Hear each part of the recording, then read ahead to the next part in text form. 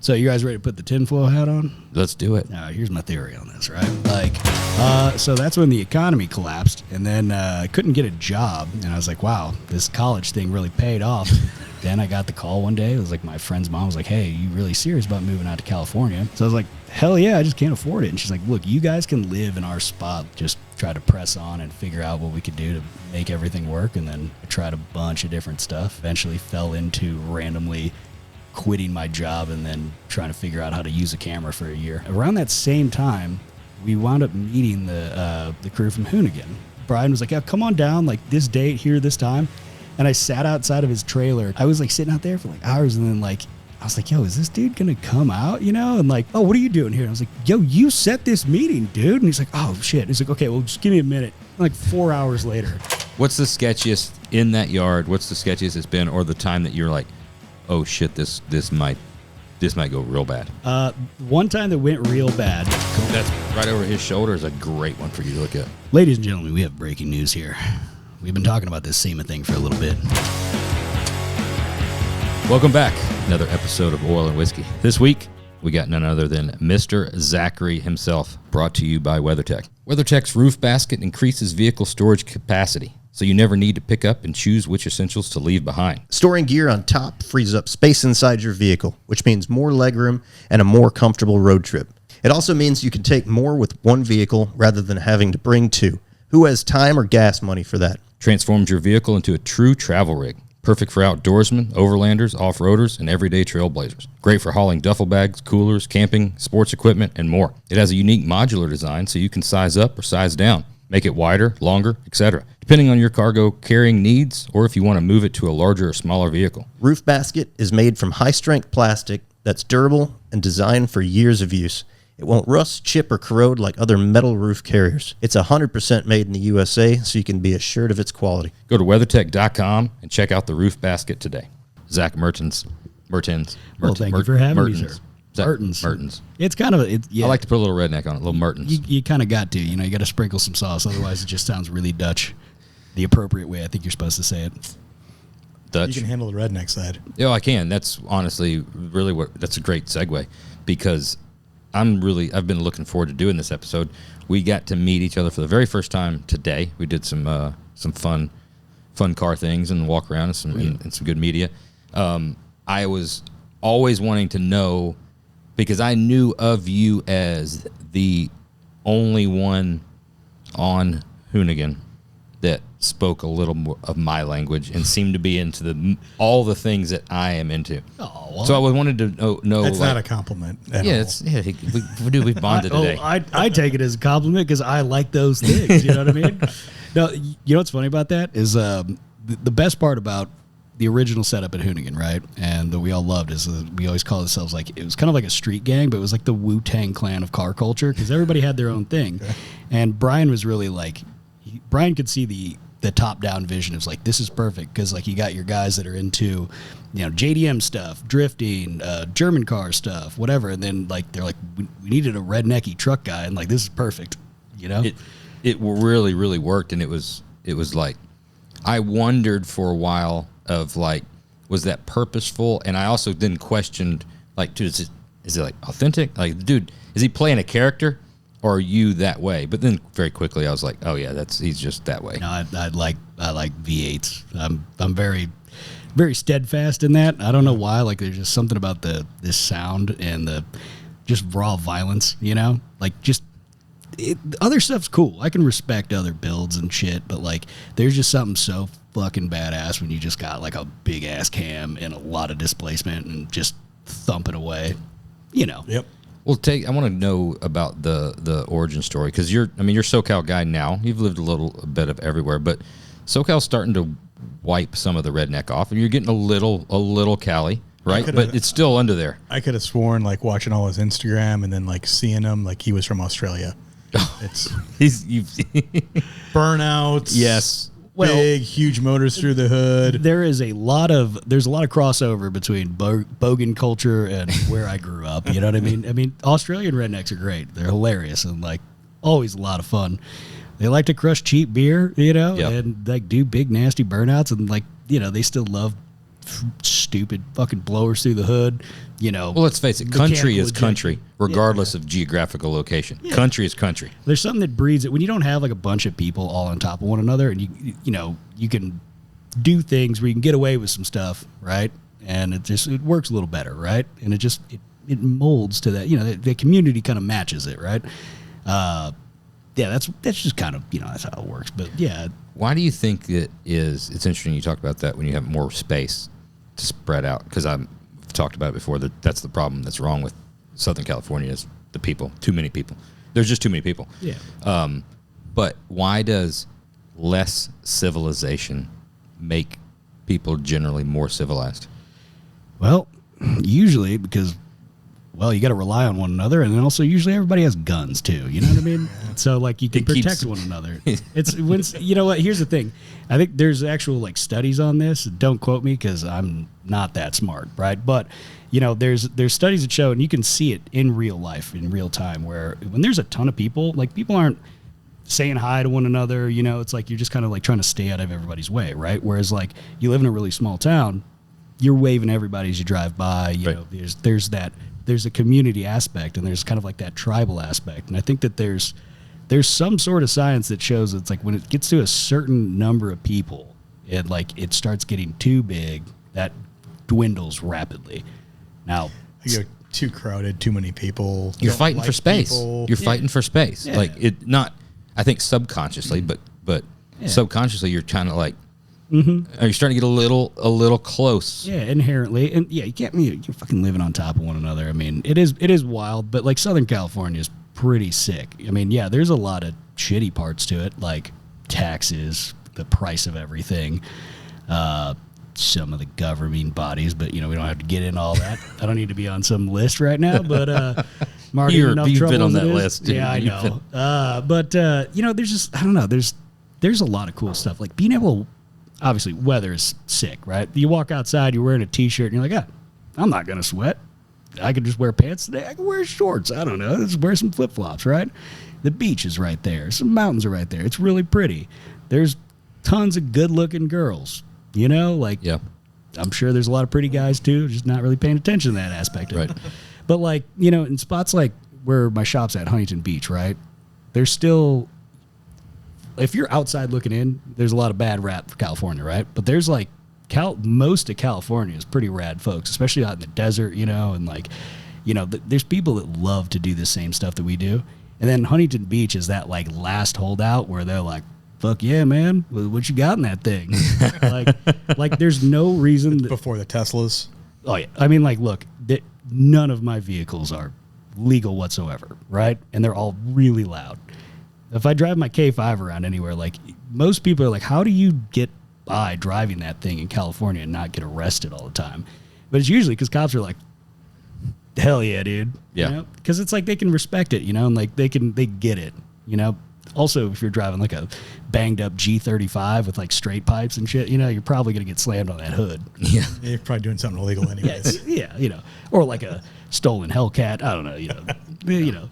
It's, I don't want to call it stereotyping, but you know, there's a pattern. Yeah, there's Yeah. pattern recognition, if you will. Yep. Yeah, but no, it's cool, man. And there's definitely a lot of cool cats. I love Huntington Beach because like all of my neighbors are rad. Like anytime that I've taken a car out to do like test hits on the street, as soon as they'll hear everything fire up, and you'll get out on the street, and then like everybody's outside their shop with their phone, like hell yeah, let's go, let's see what it's got. That's pretty cool. Yeah. So, Versus getting run out every time you did something. yeah, it's a cool community. But Plus, you're born and raised in Missouri? yeah, so Missouri and Memphis, Tennessee. So, you know, up and down the Mississippi. And then I lived a little bit in Amsterdam for a couple years. Really? Yeah, I went to school over there For what? to party. No, for international business is Okay. my actual degree. But, you know, I spent a lot of time enjoying myself. You got to learn, come of age. Yeah. Amsterdam's the place to do that. It was definitely interesting. I tell you what, it was a weird time to be there because we were going to war with everybody. It's like everybody hated Americans, it seemed like. And I'd never experienced that kind of vibe. Like when people would hear me, my accent was way thicker then, right? And people would hear me talk and they'd like spit at me and be like, fuck you and your bush. What the fuck, man? I don't have a bush. Yeah. Oh, my president. Sorry. So yeah, it's like 2006, 7. You know, we're banging on all cylinders in Iraq and going into Afghanistan. And just pushing buttons. Yeah. So, but it was cool. You know, it taught me a lot. You know, when you're away from everybody and everything, you know. I mean, I didn't go over there with any friends or anything. It was just, go check it out, see what we can, figure out. It turned out cool. Rained a lot. How'd you decide to go there? That was on accident, actually. I was supposed to go to Australia. Get on the wrong plane? No. They canceled the Australian exchange program like 6 weeks before I was supposed to go. And they were like, well, you got to figure somewhere else. I'm like, I don't want to go somewhere where I got to learn a new language. Like, where's a place that they speak English? And they're like, Amsterdam, pretty much all the Dutch speak English very well. And, it's pretty cool. And I'm like, that sounds pretty rad. So I was like, fuck it, let's just try. Australia would have been cooler, though. Like, honestly, like... Yeah, you could have got your burnouts and blowers through the hood. Exactly. Not a whole lot of people driving cool cars in a, basically ancient city with cobblestone streets. Amsterdam is pretty laid back. Yeah, it was cool. Everyone's high as shit. Well, I was going to go there, but it's just... it was different then than it is. I've been back a couple times, and it's changed a lot. It's, like, cleaned up a lot. Not that I'd say it was dirty, but, like, it's not the same energy. Like, it looks like like when corporate comes in and, like, kind of straightens up the party a little bit, that's kind of how Amsterdam feels a little bit. Yeah, it's not the same rager. Gotcha. Perpetually going. What took you to Memphis from Missouri? Parents got divorced. Stepdad got a job down in Memphis, and so mom and stepdad moved down there. Dad and the rest of the family were in St. Louis, so just bounced back and forth. And then there was a catastrophe in '99, and parents lost everything. We moved back to St. Louis. Damn. Yeah, man, it teaches you a lot, though. It does. I want to get into Hoonigan and get into California, so like that, but I think that it's important. I'm going to act surprised because I've heard this story, but it's so good that you're going to have to tell. You can tell whatever version for the airways that you would like to tell. Okay. This is going to... You don't have to tell the car that you purchased, but you can tell how you were able to purchase your first car. Oh, man. All right. I don't mind telling the story, though. I think it's funny. I think it's fucking hilarious. You got insider knowledge. I do. I heard this story today, and I was like, damn it, I wish you would have told me this the first time on the podcast. Well, no. So when I was about 10 years old, I'd spend summers with my dad. And my dad had we had like a family HVAC business, real small, right? And they used to have this old shop in downtown St. Louis in a real crappy neighborhood. And it was, like a building built in like the early 1900s, but it had an apartment above it, which they basically used for storage. So when my dad would be down building, like bending up sheet metal and stuff and, prepping for jobs, I'd be up like playing around in the shop, and I'd go up to the, just perusing around, like you do when you're a kid, getting into things you shouldn't be into.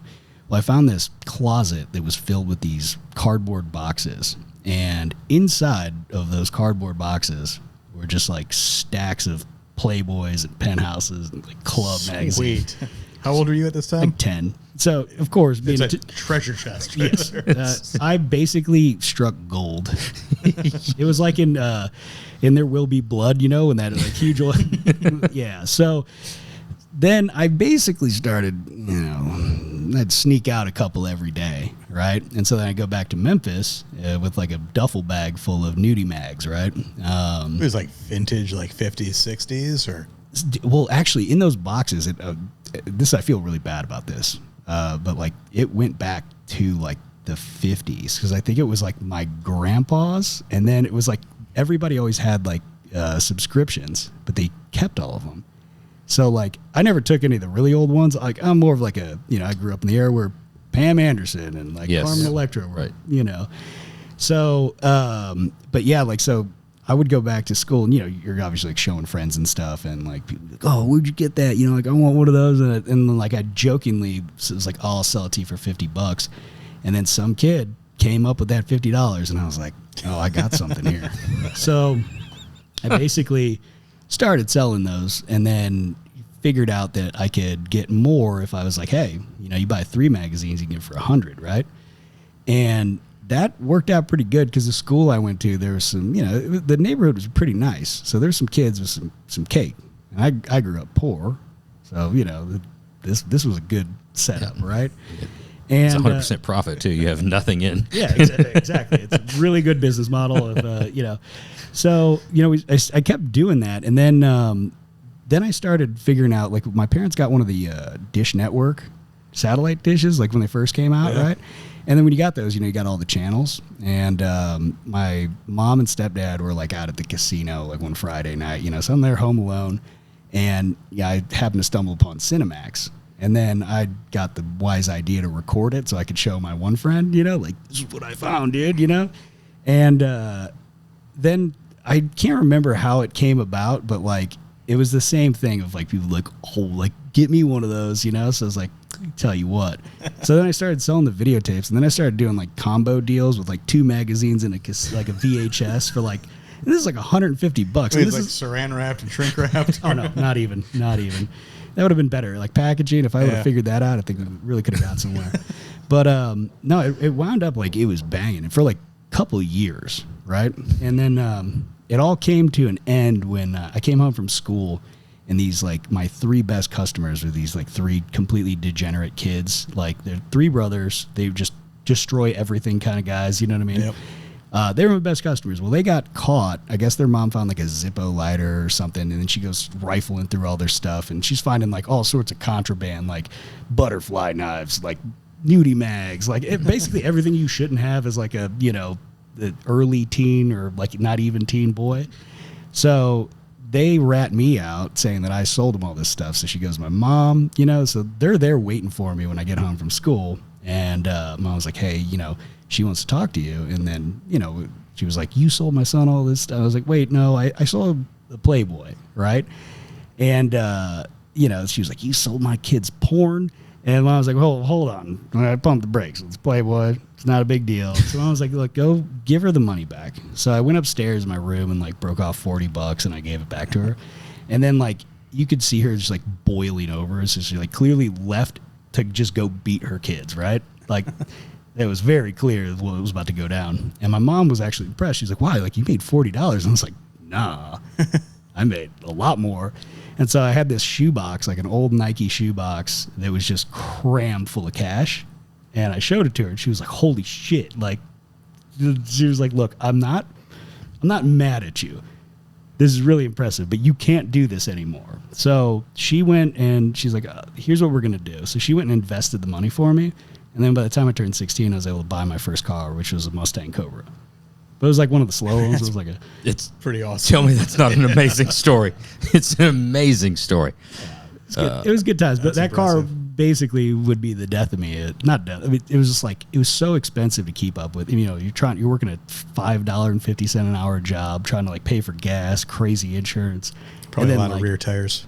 a lot of rear tires, and then like it always had this feeling of like this is never going to be fast enough. Like I can't afford this, and it actually made me not want to do cars. So I was like, I can do sport bikes for like $4,000. I can have a 1,000cc sport bike and they're do fast. 200 miles an hour. Yeah.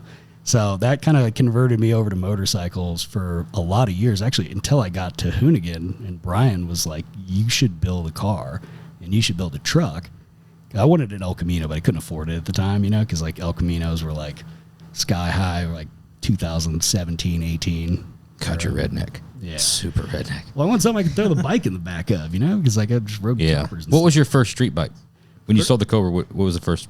So first street motorcycle, I didn't get a sport bike right away. I got like a Honda Shadow Sabre 1100 or something, very reliable, usable, but it was cool, being like 17, It's a bike. Yeah. I've got a motorcycle. Most people don't. That's Exactly. It's me and my friend Brandon, actually the guy that got the Z06. Okay. We had the same motorcycle in high school. We were the only 2 in school, which also caused some trouble with. We were easy to point out. Yeah, did you have anybody in high school that had a motorcycle? I knew nobody. there was one kid that had a motorcycle. You have fingerless leather gloves too. No, but he was different. I wouldn't count it as he wasn't. It's not the same. He was a kid that happened to ride a motorcycle to school. It's not like It's not like you did it by choice. It's not like cool. He was something. He's a little different, and I think that's just like he probably chose to find his parents' motorcycle and make it run so he could get to school, kind of thing. So it doesn't count. It's not like a I just wanted to pick up chick and go fast. yeah. Oh, I Yours is a lot mean, cooler. Yeah. dude, I remember my parents was like, there's a lot of things I probably could. I've talked about before. My dad's a preacher, still is, and I grew up in that type of household. So that's why you are. That's 100% why I am. But there's a lot of rules and regulations growing up. There was a lot of things I probably could have done that were considered bad before I could have gotten a motorcycle. Like, it was not a thing that was even kind of So motorcycle an option. was like the this is the top of the mountain for the worst thing you can do. Yeah. And then It's the devil's Like, transportation. yeah. here's crack. And Yeah. here's you on two wheels. like you don't ever catch. I remember music was a big thing, especially in the 90s, right? You had Selling porn Yeah. probably wasn't like high or low on that list. I don't know. It wasn't even on the list. Like that's not even something they would have fathomed. I could have gotten away with that. Just like, oh no, it's like what the there was a movie came out, like, I think I was probably in 10th grade, like Hell's Bells, whatever. Yeah. You remember that? Yeah. And it was like all of the secret messages and all this rock roll, and went to a Christian school, and I remember like they terrified you with this stuff of like, if you just hear it, if like you don't have to even listen to it, if you just come across it and it's playing and you hear it, like you're all of a sudden possessed and going to hell, right? Yeah. It was super like terrifying. And then I remember like not long after that, like being around somebody playing like AC/DC or something, and instantly they're like, hey, this is some AC/DC, and I was like, oh no. And then listen, like, oh wait, Did you cover your ears? I thought it was supposed to be like bad. So that's badass, man. Like, Run it back. it's not bad. Like, That was actually my first cassette tape ever. hey, Hell's Bells. No, but I mean, Back in Black. Back Yeah. in Black. That's what I meant. Yeah, it was Hell's Bells was like my favorite song as a 4-year-old. Yeah, my buddy Josh, his dad gave me his old. I remember it had this like weird brown stain down the middle. It was a white cassette. Yeah, I used to play it on my little play school. You know, the one with the microphone. It's Yes. like yeah. So I would put it on my shoulder, thinking I was 4 years old, thinking that's cool. It's funny how there's two albums or two bands, I'd say, like going road trips and stuff. We do a lot of road trips or just driving. Get real burnt out on music because I listen to just about everything, but I get into a circle of like, Yep. all right, I've listened to Waylon, for the last 3-4 days straight, right? And now it's like, all right, I've already listened to, Hank Jr. for this, and I go through my run. There's times you're on a road tour and you're like, I just need to mix it up, and we're just going to drive, and we're starting to drive a little more spirited for the next, 2 hours. Nora It's Jones. AC/DC or ZZ Top. Every yeah, time. dude. AC/DC or ZZ Top all the time. AC/DC, Guns N' Roses. Never a big ZZ Top guy. Oh, man, I love some ZZ You know Top. what's funny? You know what turned the corner for ZZ Top for me? I liked ZZ Top as a kid. But I wasn't like, buying albums and stuff, right? But when I was 18 or 17, I went and saw ZZ Top, Ted Nugent, and Kenny Wayne Shepherd with my dad. And like, it was, ZZ Top was headlining the show. It was Beer Drinkers and Hellraisers tour. And like, I was just like blown away. I was playing music at the time too. It was like, this fucking 3-piece is filling so much space with sound, right? And it was just such a badass show that I was like, hell yeah. And like, I was trying to, what's funny is I went to Sturgis a couple of years ago, and the only reason I was going to go, I was like, I'm going to go because like ZZ Top's headlining, and I want to see ZZ Top one last time before somebody dies. And then, Oh, yeah, Dusty. yeah, Dusty Hill passed away like the week before Sturgis. They still played the show, and they, That Billy sucks. Gibbons like hung his hat on the mic stand. But yeah, I was like, that's such a bummer. Have you watched that Netflix documentary? Oh yeah, Dude, have you've not. got to watch it. Dude, it's one of the best on... Skinner's one was really good, but the ZZ Top one, the sound, like everything they did, I mean, the cinematography of it is great. But longest running original lineup of a band in American history. Really? Yeah, 50 years at that point. they got sound. Oh yeah, it's crazy that their first show they were opening for Hendrix. Like, so that's how long they were playing. Yeah. Hendrix died in like Wild. 70, so like in the 60s, ZZ Top was a band and played and made it all the way up until basically 2021. Yeah. 21 or 22? 21, I think. Yeah, 21, I think. Whatever. Math. Hell yeah. Crazy run. So what took you to... You get out of school in Amsterdam. Mm-hmm. You come back. What do you start doing? So that's when the economy collapsed, and then I couldn't get a job, and I was like, wow, this college thing really paid off.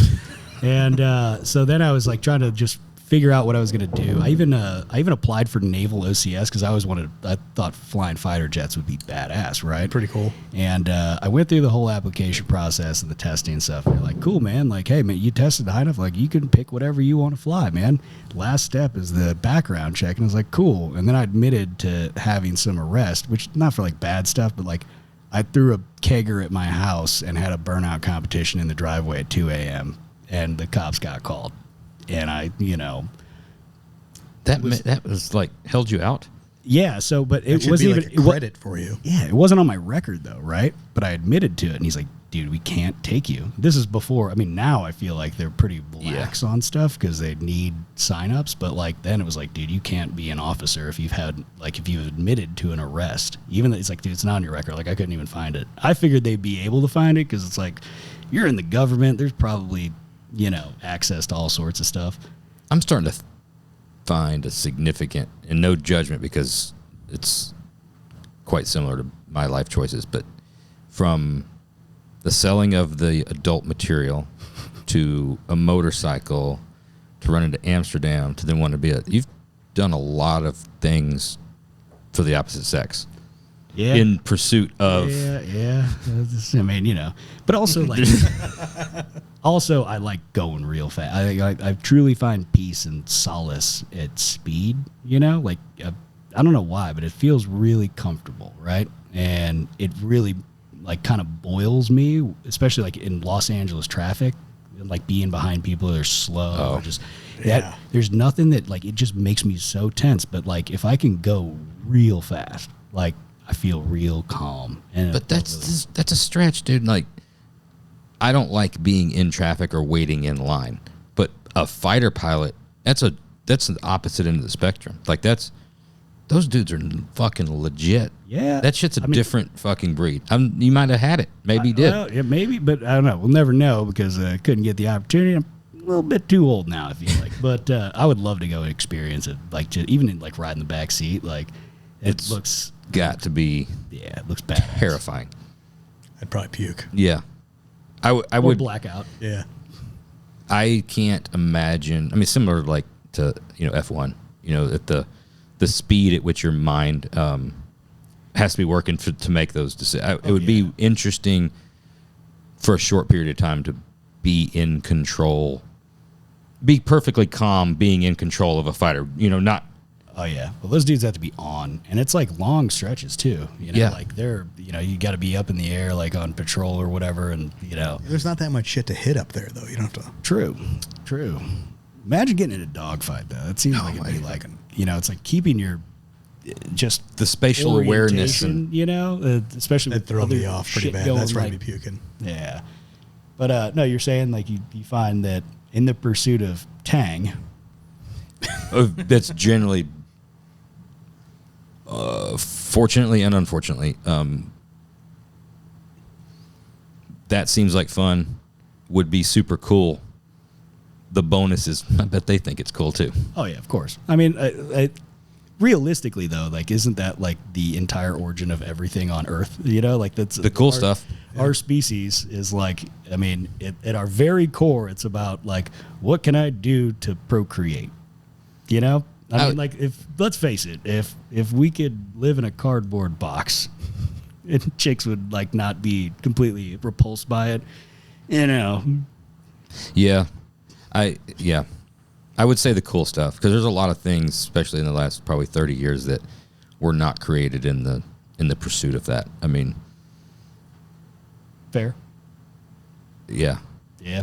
Well, we're living in weird times. We are living in weird times. Yeah, man. Look, I like that. I mean, the men's unitard that came out a couple years ago. Everybody was like the onesie, the shorts and tank top thing like that. I don't think that was created in the pursuit. It was how many did you own? Though? It was created in the pursuit of something, but it just wasn't the pursuit. The same act, the same end result, right? Not well. It's the whole procreation part that can't happen. It's the you can practice. Good God. Yeah, man. Look, by the way, I appreciate you guys having me out here and, being willing to open up some of your badass builds. Like, I can't believe how I told you guys this while we were doing it, but I still, like, I was just talking to my buddy on the phone and, like, I can't believe how fucking dialed everything is, right? Like, it's like, I've been privy to be able to, like, operate some pretty cool stuff, but, like, to have something so sorted and so balanced, and, like, the fact that I drove a C10 with, like, better steering feel and, like, suspension feel than a freaking Corvette that I own is still, like, messing my head up. Like, it's really a testament to, like, it's cool to see it online. It's cool to look at, but, like, to be able to experience it was a totally different beast. Yeah, that's our best sales tool ever. That's how Scott, that we built the Grand National for and built a couple other cars, I took him for a ride in a Chevelle, and he was a big supercar guy. Took him for a ride in that, scared the living shit out of him, had an absolute blast, and we've built a couple of really insane cars for him after the fact because he never thought a muscle car could do that. And he even had a couple of muscle cars not on chassis before that, and it was where it was which is what we talk about. So many people get burned where it's you go from supercars. We talk about the younger generation getting means faster. And like I want a muscle car. I want a '70 Chevelle. I'm gonna go online. That one looks really, really nice. I'm gonna talk to the guys and send me pictures. It's shiny. It's got no rust. It's all new. They've restored it. Plus equals it must be good, right? It's definitely a vibe, but it doesn't work. Then you get it, and then you're like, damn, I never drove a '70 Chevelle. But I imagine what it should have. But I imagined in my head how great this was going to be, and this is not great. Yeah. Now what? And then sometimes, they start asking questions, and they're still so passionate that they get educated that they move to the next correct thing. Oftentimes, unfortunately, then it's like, all right, well, maybe muscle cars are just not for me. Maybe those guys that enjoy those muscle cars just like that feeling. Yeah. And I'm going to go to a supercar. I'm going to go to this. You go through some life, and then you're like, well, see, these guys keep talking about these muscle cars drive really good. I've had one. They drive like shit. And then you get behind the wheel, and you're like, oh, all right, so it's not just the car. It's a sum of parts, right? You've got to do this thing, this thing, this thing, and this thing. And it's like it's a complete reinvigoration of like, it's completely my fault. I fucked up. I didn't know the things that needed to go into it. Now I'm ready to go. Like, let's build it. Let's make it fucking awesome. Yeah. No, it's rad. Like, 'cause like, I mean, there's, we can't get away with the shapes and the design cues of like that era anymore because of all these stupid rules and laws and like, manufacturers wanting safety to, make a whole bunch of money and obviously be able to sell in other countries. Right. And so like, it really screws up the design because of all the implementation of that. Right. So like the lines and the shapes and like even the sizing and stuff on muscle cars or just classic trucks, it's like you're never going to be able to get that again. Like it's iconically cool, and like the way paint lays over steel too, right? Like it's not the same as plastic parts or anything like that. But to have something that functions that well and that planted and that confidence inspiring, that's another thing. Like you did a hit in front of us, it was just like, God damn. Like, I can't believe how fast that thing was moving so quickly. I sent it to my buddy, and he was like, yo, is that thing all-wheel drive? And I was like, no. No, it is not. It just hooks that hard. And that's on that's not on a track. There's no prep. That's on street tires. A lot of dust on that street, too. Yeah. If you look yeah. Mexico does have, stickier asphalt, though. We were right down there, right down the road. Right? Yeah, but, thankfully, the, federales, they were cool with it. Yeah. But no, it's just cool to see it done so well and to be able to touch and feel and like just really experience what that is. It now like I almost feel like I just opened Pandora's box because now like I'm just reflecting upon all of my stuff and I'm like, God damn it. But the problem, like we talked about outside, when you get done with the C10 or whatever, and you're like, talking about how good it was and being very complimentary of it, and I said, now you kind of see where it does open a Pandora's box where when you fix all of the little small things or come as close to OE or as close to dialed as you can possibly get, I won't say perfect, but you try to get close to perfect. The steering is right, the NVH in the car is right, things are tight, not rattling, you're not the seat's not bucking you when you're driving. You know, the shocks are not bad. You know, everything's like you're like you said, dialed. It's completely in control. Then all of those things become not a thought anymore. Well, the only thing you have to think about then is how much faster can I go? So what used to be 600 horsepower with a pretty good suspension, but not really good tires and not stuff like that or whatever, now has to be 1,200 horsepower because everything else doesn't take your attention away. So now it's like, well, I roll the windows up and the air's blowing cold, so I'm not thinking about being hot, and I'm not thinking about how rough it rides, and I'm not thinking about those road transitions, and I'm just driving. Now I'm bored, so why isn't this thing, as it's 850 horsepower, it should be faster, but it's just in your mind, it's like, now you have to go so much more horsepower. We're talking about, you know, back in the day, a decent little, you know, bolt-on suspension and a 265 and, you know, 450 horsepower to the tires with bad steering, that's fast. It's not because it's scary. It's hairy. It's not because it's fast. It's because it's hairy. Horsepower to tire ratio is. It's funny. There's so many people like, when are you gonna do like, when are you gonna fix the chassis on your K5 or like put like real suspension on? I'm like, I don't know if I want to, because it's fun because it's absolutely terrifying. Like most people that ride in it, they're like, yo, get me out of this, dude. You know, because like you could feel it flexing all over the place. It feels like it wants to flip over. It won't. If you just stay in it, it'll just keep melting 35s until you come out of the throttle, right? But like, you know, there's something really fun and rickety about it that, you know, that makes it special for how it is. But then also on the other side of things, it would be really nice if, like, you know, everything worked correctly and like, you know, there wasn't any, like, if it was like, oh, if I have to like brake real short and, you know, be able to steer out of the way, it's like, you know, it'd be nice to have a little more confidence and stuff, you know? And like, I was thinking about it because you guys got a big printout of your, oh man, what's the closer to OE truck chassis? Legends. Yeah, sorry. You know, you got a printout of the Legends chassis, and I was like, you know, it's like, it's kind of crazy because like, that's really good for like, I mean, like, honestly, for like what it is, it's like that solves so many problems. It's the ultimate daily driver hot rod. Because, like, I mean, you know, just driving just newer trucks, like they work really good, you know? And it's like the fact that if you can have like the look and feel of an old truck, but have all the functionality, and then you can like throw more power at it without being like, well, I'm just going to grenade a bunch of shit or, you know, worry about X, Y, and Z happening, you know, that's really nice.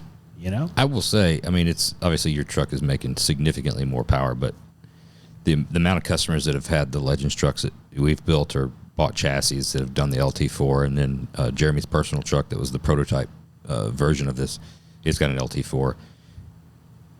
It's wild. One, how many people want to race, even though it's just a square body truck. Right? It's not screaming. It's not, you know, loud like your truck. It's just a truck. But it's, for whatever reason, they see it and they're like, oh yeah, that thing's got something. But it's wild. An LT4 in those trucks that don't weigh all that much and they hook up will absolutely hurt 95% of the people's feelings that you come across on a daily basis. And it's put that in 4 high and just gone. Oh yeah, it's wild to see their faces. So that's another thing. I wish I could like launch. I tried launching my truck in 4-wheel drive before, and like as soon as it hits second, it changes lanes so drastically because like that it's got a Detroit True Track front and rear, right? And so like it's lock and unlock. Yeah, so it's like it's just like you're just like, oh, you know. And obviously the steering is more of a suggestion, right? You're moving 30 degrees to turn 1. Yeah, but it's also like, you know, there's a little bit of slack in it, you know. Take some expertise. Yeah, and then also I switched over to a crossover style steering, but I have a Borgenson quick ratio, like a way too fast of a ratio, and so now it's like real twitchy, which is good if you want to like just chuck it in, but you got to be like full commitment, ready to like, you're here to party, you know, but you got to stay in it because if you come out of it, it feels like you're gonna flip over, you know. So we were going down the path, and we got a little sidetracked. We're on the path on can't find a job. Oh yeah. Economy's taking a shit. Oh yeah. So what do you do? So I worked at Gold's Gym for a while, and wound up actually I was doing sales there, and I had this awesome boss named Glenn Ozinski, man. And he didn't want to like be the manager there. I think he was like a vice president at Bally's, and then they got like folded up. And he's like, look, man, I've done this way too long. I don't want to be like talking to people. Look, it's like, I'll give you all the leads. you do whatever you want as long as you hit numbers. And but he let me try some things. So like, you know, in order to hit sales, like, you know, there's some things that we could do, right? And we had a marketing budget, but like they didn't pay attention. It was technically a corporately owned gym, right? Like, so it wasn't. Where's this at? This is in St. Louis. Okay. And but it wasn't like it was under the corporate umbrella. It wasn't like a franchise, but like it was a super low performing gym, and they were just like, well, whatever, right? So I was like, hey, there's all these colleges around there. There's a ton of colleges around there, right? And there's all these apartment complexes. And like during the summer, you know, it's a bunch of kids want to party. Like, can I take some of this budget and throw some keg parties at these apartment complexes? And then like in order to get a free keg cup, you got to sign up for a $30 a month, Dude. you know, so Hustler. I did that and like it crushed. And then I also found out that like You can piggyback some old bootleg Playboys on top of that. well, no, but it follows kind of suit. I noticed there was a lot of, you know, like girls that like worked at like Hooters or like Hot Shots, you know, like basically, you know, Yeah. sports bar kind of thing. And then a lot of girls that worked at some of the strip clubs that were across the river would come in there and work out. But it was like the same time that a lot of the dudes would be getting off their job for like, you know, working plumbing or something. You were at 3:30, 4 o'clock, right? And I sold some memberships. So this is how I found out. Like, so I had some guys come in and I'm like, yeah. And they're like, oh, yeah, well, you know, they're kind of like blowing the whole thing off. And then they looked and they're like, oh shit, you know, like, yeah, we should get memberships here. And so I was like, it clicked. So I basically told the girls, I was like, hey, if you want like, you know, your friends like come work out here, like I'll hook them up with memberships, right? Just, you know, any of the girls you work with. Stack the deck. So then it became this thing where there was all these, you know, Yes. this female talent working out there. And it was always at the time when like, you know, so it just worked out really good to keep getting people in. And they liked it because it was attached to a tanning salon. So they could like tan and get their workout in, then go dance till 6 a.m, whatever, you know. Yeah, it worked out good. And so then we wound up like being able to find a good play to like get people to get personal training at the same time. Like I taught some of the trainers like how to sit down and like go through like, this is how we can change your life kind of thing. And then that, you know, we sold a ton of personal training. So that worked out. I was actually making great money there. Like, but it's not what I wanted to do.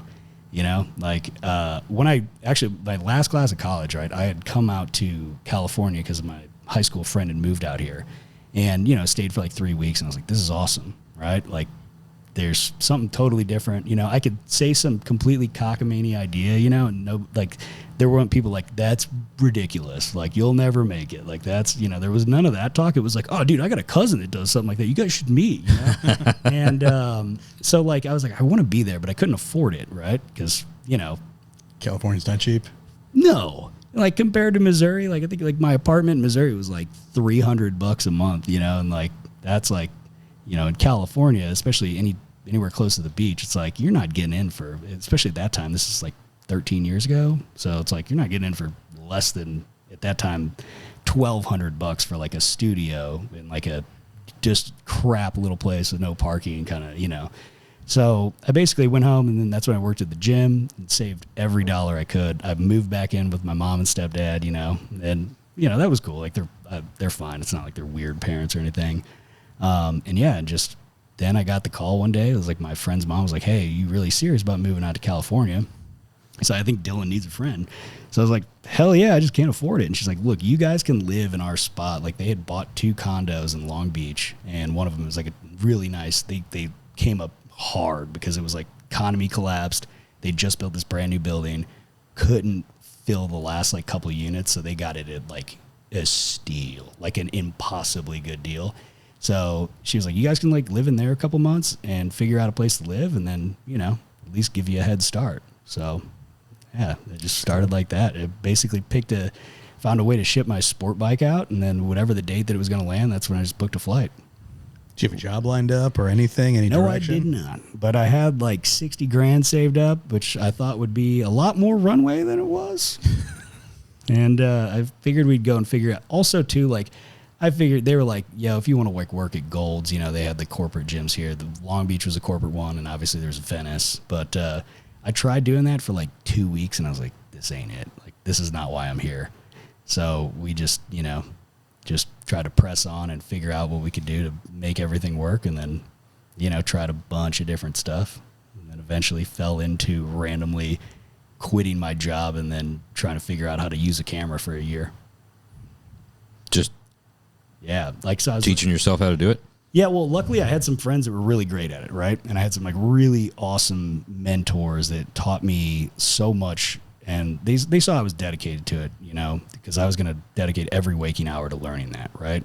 So because of that, they were like, all right, like, look, let me just show you how to do this right so you don't gain any bad habits, right? And, you know, I just like pressed as hard as I could. And so I would Airbnb my spot out and like sleep on people's floors and couches and shit. And like, so my buddy Mike Tornabene and my buddy Nick Delicat, they taught me a ton about this, but I would be also sleeping on their floors and, you know, couches to make it all work. Or just, you know, I had like a chick I was seeing out in Vegas, you know, so I'd like go out there, like just rent my place out for 2 weeks so I could just sit and like edit at her place all day. But it takes a lot to get that flow, but you just got to like do it every day, like every waking hour. What videos are you doing? So at the time, like at first I was just kind of like messing around with the camera, and then my buddy Mike wanted to buy an Aston Martin, and then I made a joke that I was like, look, you want to get a V8 Vantage, but like if you see a V12 Vantage pull up, you're probably going to be like, that fucking sucks. But I was like, I got a friend that works at Aston Martin Beverly Hills, and I'm pretty sure he'd probably let you like just drive one, you know, like just test it out, you know, we'll go have some fun. And he did, and then he was like, yeah, I absolutely need one of these. Like the one that he drove, this guy had like traded it in, and it had like long tubes on it, no cats, and like, do you remember those remember those GMMG mufflers that were like just dimpled stretches of metal that they used to put on Camaros and Trans Ams? All right, so basically that's all it had for mufflers. It was ridiculous. That's an F1 car. It sounded so rowdy, right? I don't know how those Aston Martin V12s sound as like guttural as they do. I don't know if it's like firing order, how like the, you know, anything, but like it just sounded badass. So he winds up buying it, and that salesman was like, dude, I needed that sale so bad, and like you guys saved my job, so like, look, I'm gonna do this for you, just keep it on the DL. But he gave us these 2 tickets to go to this thing at Thermal Club, and it was like for everybody that pre-ordered the Lamborghini Aventador SV and paid in cash kind of thing. And so like, you know, they had like, you know, go out there 2 days, put you up in a really nice hotel, and then they like let you go just bang on Lamborghinis all day at Thermal, basically so they could probably sell some more Lamborghinis. I watched 2 catch on fire, which was sick. 2 different Chinese dudes, like their Aventadors just fully on flames. They're like, whatever. Not a big deal. Get another one, fuck it. Yeah, it wasn't hurting them at all. But I just got some GoPros and stuff, and I was like, I'll just like film something for like a little memento for us, you know? And like I wanted to see about how that worked, because like video versus photo was like drastically different, and like the way, you know, you got to think about everything. And then Mike saw the end product. He's like, dude, it's like, we should make a show out of this. Because it was funny, because we're 2 idiots that are like fish out of water, right? And we definitely didn't belong there. You know what I mean? And he's like, fit in with the Lamborghini crowd. No, not really. And so Mike had already had a really successful YouTube channel, right? And like he's a great comedy writer, and he's really good at basically anything he does. He's like just painstakingly like gonna get it dialed. So yeah, he was like, we could make a show out of this. I'm like, what are we gonna do? You know what I mean? Like, it's kind of ridiculous. He's like, no, dude, I know how to do it. Like, let's go for it. So we basically just like literally just went for it, you know, and we were just like, let's figure out like how to do this kind of like Top Gear-esque, but we wanted the production quality to look good, but like we wanted to keep it like a small team and see like what we could make for ourselves. And like the first episode was basically shot on my 30th birthday. We went to Vegas. We rented a C7 Corvette, which was like new at the time, and then we went off-roading with it. Like took it down some like trails and blasted it through like the dry lake bed, and just like it kind of not mangled it, but like it took a flogging. Didn't do good things for it. No, a lot. And then like, you know, that was like that was technically the first episode. So many people were pissed, by the way. It was like the first time Mike had ever experienced people like having negative comments, you know, like. And he was like, "Oh, we go." I think he wound up taking it down too, because he's like, "This is like the wrong look," you know. But it was like it did really good numbers, right? Because especially when there's a bunch of negativity. Yeah, well, it started getting like good publicity. Like there was like Corvette blogs and like magazines writing about like 2 dickheads, like yeah, and yeah, this is like 2015, right? And so then it was basically like we would just go on these like trips to go do like car centric stuff, but it was just like it evolved into, we used to have like a rolling tag, right? Because everything would always go wrong, right? So it just like, it was like world's worst car show, right? Like the show was called NARPM, right? Like NAR. Yeah. NAR, yeah, anyway. Kind of ridiculous, but whatever.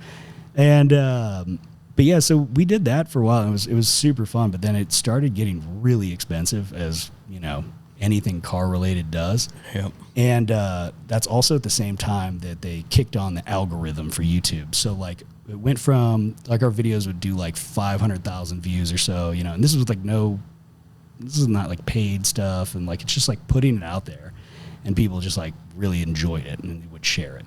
Well, then I remember the video we put out, it was like all of a sudden it was like, it got like 15,000, 20,000 views. And I'm like, what? Like we worked really hard on it. We're like, this one's going to bang, right? And then it just was like nobody knew it existed. And we're like, what the fuck? And then as it turned out, like there's a bunch of like creators making videos like, what's going on with YouTube? And then, you know, come to find out, this is what happened. Around that same time, we wound up meeting the crew from Hoonigan, right? Because Mike would get his car washed across the street from Gold's when we'd go work out there. And this was like at Google has their headquarters right there for Southern California, you know, the Venice headquarters. And they were like, oh, dude, like, you know, you guys do like the car YouTube stuff. Like, we know these guys. Like, we go and wash their cars like once a week. It's called Hoonigan. And I was like, yo, can you get me somebody's number? Like, it'd be rad to go and like just check it out. So we wound up like getting in touch. And as it turned out, Brian and Ken would always watch Mike's old videos when they were on the WRC circuit, like in like Turkey and shit, because like there's like nothing on TV that they can understand. And right. So they would like watch these old Dom Mazzetti videos. And so they were like, fuck yeah, come on by, you know? So there was like, awesome. It was such a weird cycle of things, right? And yeah, but we were there, you know, we had kept in touch, and Brian was like picking our brains, like, how do you do this like daily YouTube content stuff? Because obviously with the algorithm and everything's changed, like, you know, what are you guys figuring out? And, you know, there was some conversations had, but once NARPM was coming to kind of an end, because we were like, we can't just keep this up. You know? And also, too, Mike was basically funding it himself. And I'm like, I can't let my friend be like going bankrupt for this thing. You know what I mean? Like, I'm not going to like drag a homie down. You know what I mean? So we're like, let's just like kind of stop doing it, you know, and figure some other stuff out. And so I wound up going to Brian, and I was like, hey, you know, like I know you guys are starting the daily content, and they had just started daily transmission at the time. And it seemed like, talking to Vinny and some of the other guys, they're like, yeah, like the whole team's kind of like underwater, because it's like, how do we keep up with this, you know? And like, we were like, need to find editors and stuff. And I was like, yo, I edit all of our stuff, and like I do the back end for the channel. So like, I don't think Brian knew that. He just thought I was like the dude in a denim shirt that liked to crush beers and, you know, jump stuff. Which you also are, but you... Yeah. But also, you know, I was doing the... Yeah. Deeper double than that. duty. Yeah. So, yeah, basically just kind of pitched myself. And, you know, it's funny because, like, Brian was like, yeah, come on down, like, this date here, this time. And I sat outside of his trailer, because his office was inside, like, the old, like, Airstream. And I was, like, sitting out there for, like, hours. And then, like, I was like, yo, is this dude going to come out, you know? And, like, some people would, you know, and then he was like, oh, what are you doing here? And I was like, yo, you set this meeting, dude. And he's like, oh, shit. He's like, okay, well, just give me a minute. And like 4 hours later, he's like, oh, dude, I totally forgot you were here, man. Look, just go talk to Teague and see if you can get something set up. Teague was basically heading up the production team at the time. And so basically I went back to talk to him, and he's like, okay, here's a hard drive with footage. Make an episode. Just watch some YouTube videos. You'll figure it out. Wow. And so I was like, all right. So I took it home and just banged one out and sent it back the next day. And he's like, you're not done. I was like, yeah. He's like, there's no way it's this fast. I'm like, yeah, dude, this is easy. And then he's like, oh, shit. And he's like, well, really? He's like, I used to, so the way I was taught, it's like my buddy Nick makes like TV shows. And like, you know, there's a lot of like elements to that, like transitional stuff, like the way you do like sound ups and like, you know, bring in these like different effects and things, right? And like, he's like, dude, we can't do that. Like there's no way to keep up with that pace to try to do like 5 videos a week like that. And I was like, all right. So he's like, dude, we just got to dumb it down, you know, like we got to keep it purposely shitty for like the parts, you know, because it makes it feel like you're there.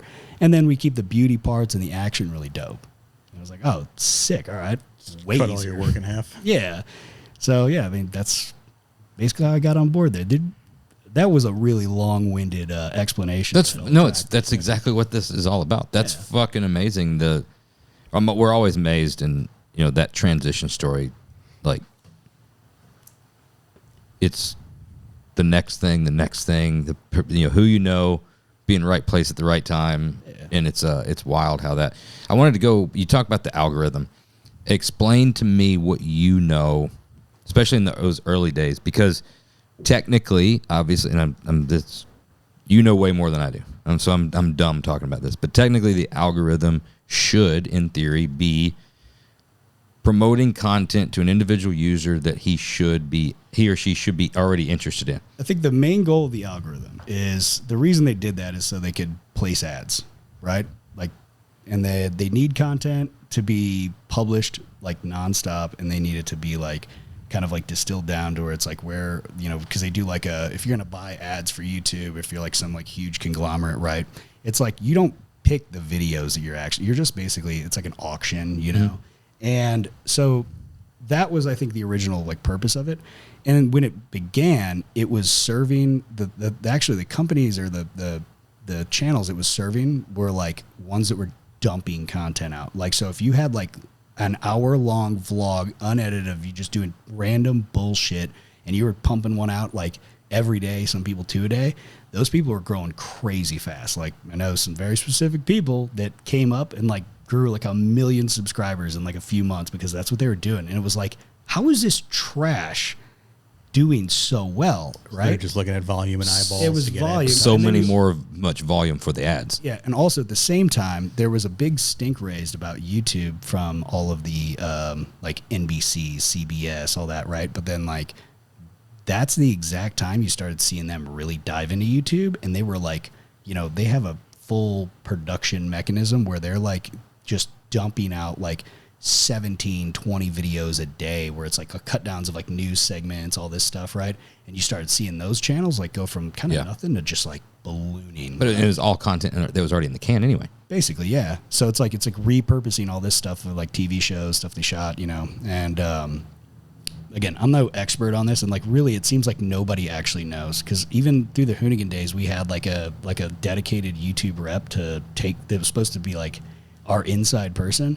And like it got to a point where they're like, dude, we don't even know what the fuck the algorithm does, because it's all AI driven and it like changes, and like we are constantly trying to figure out just what it does, so just we can kind of guide people in the right direction. It's like everybody we've talked to, nobody knows it's social media, YouTube, how any of it works. It just kind of does, and you explode, and then all of a sudden it drops off, and then it comes back. And the amount of, like he said, the amount of AI and it's constantly learning, I think, is the reason why nobody can know.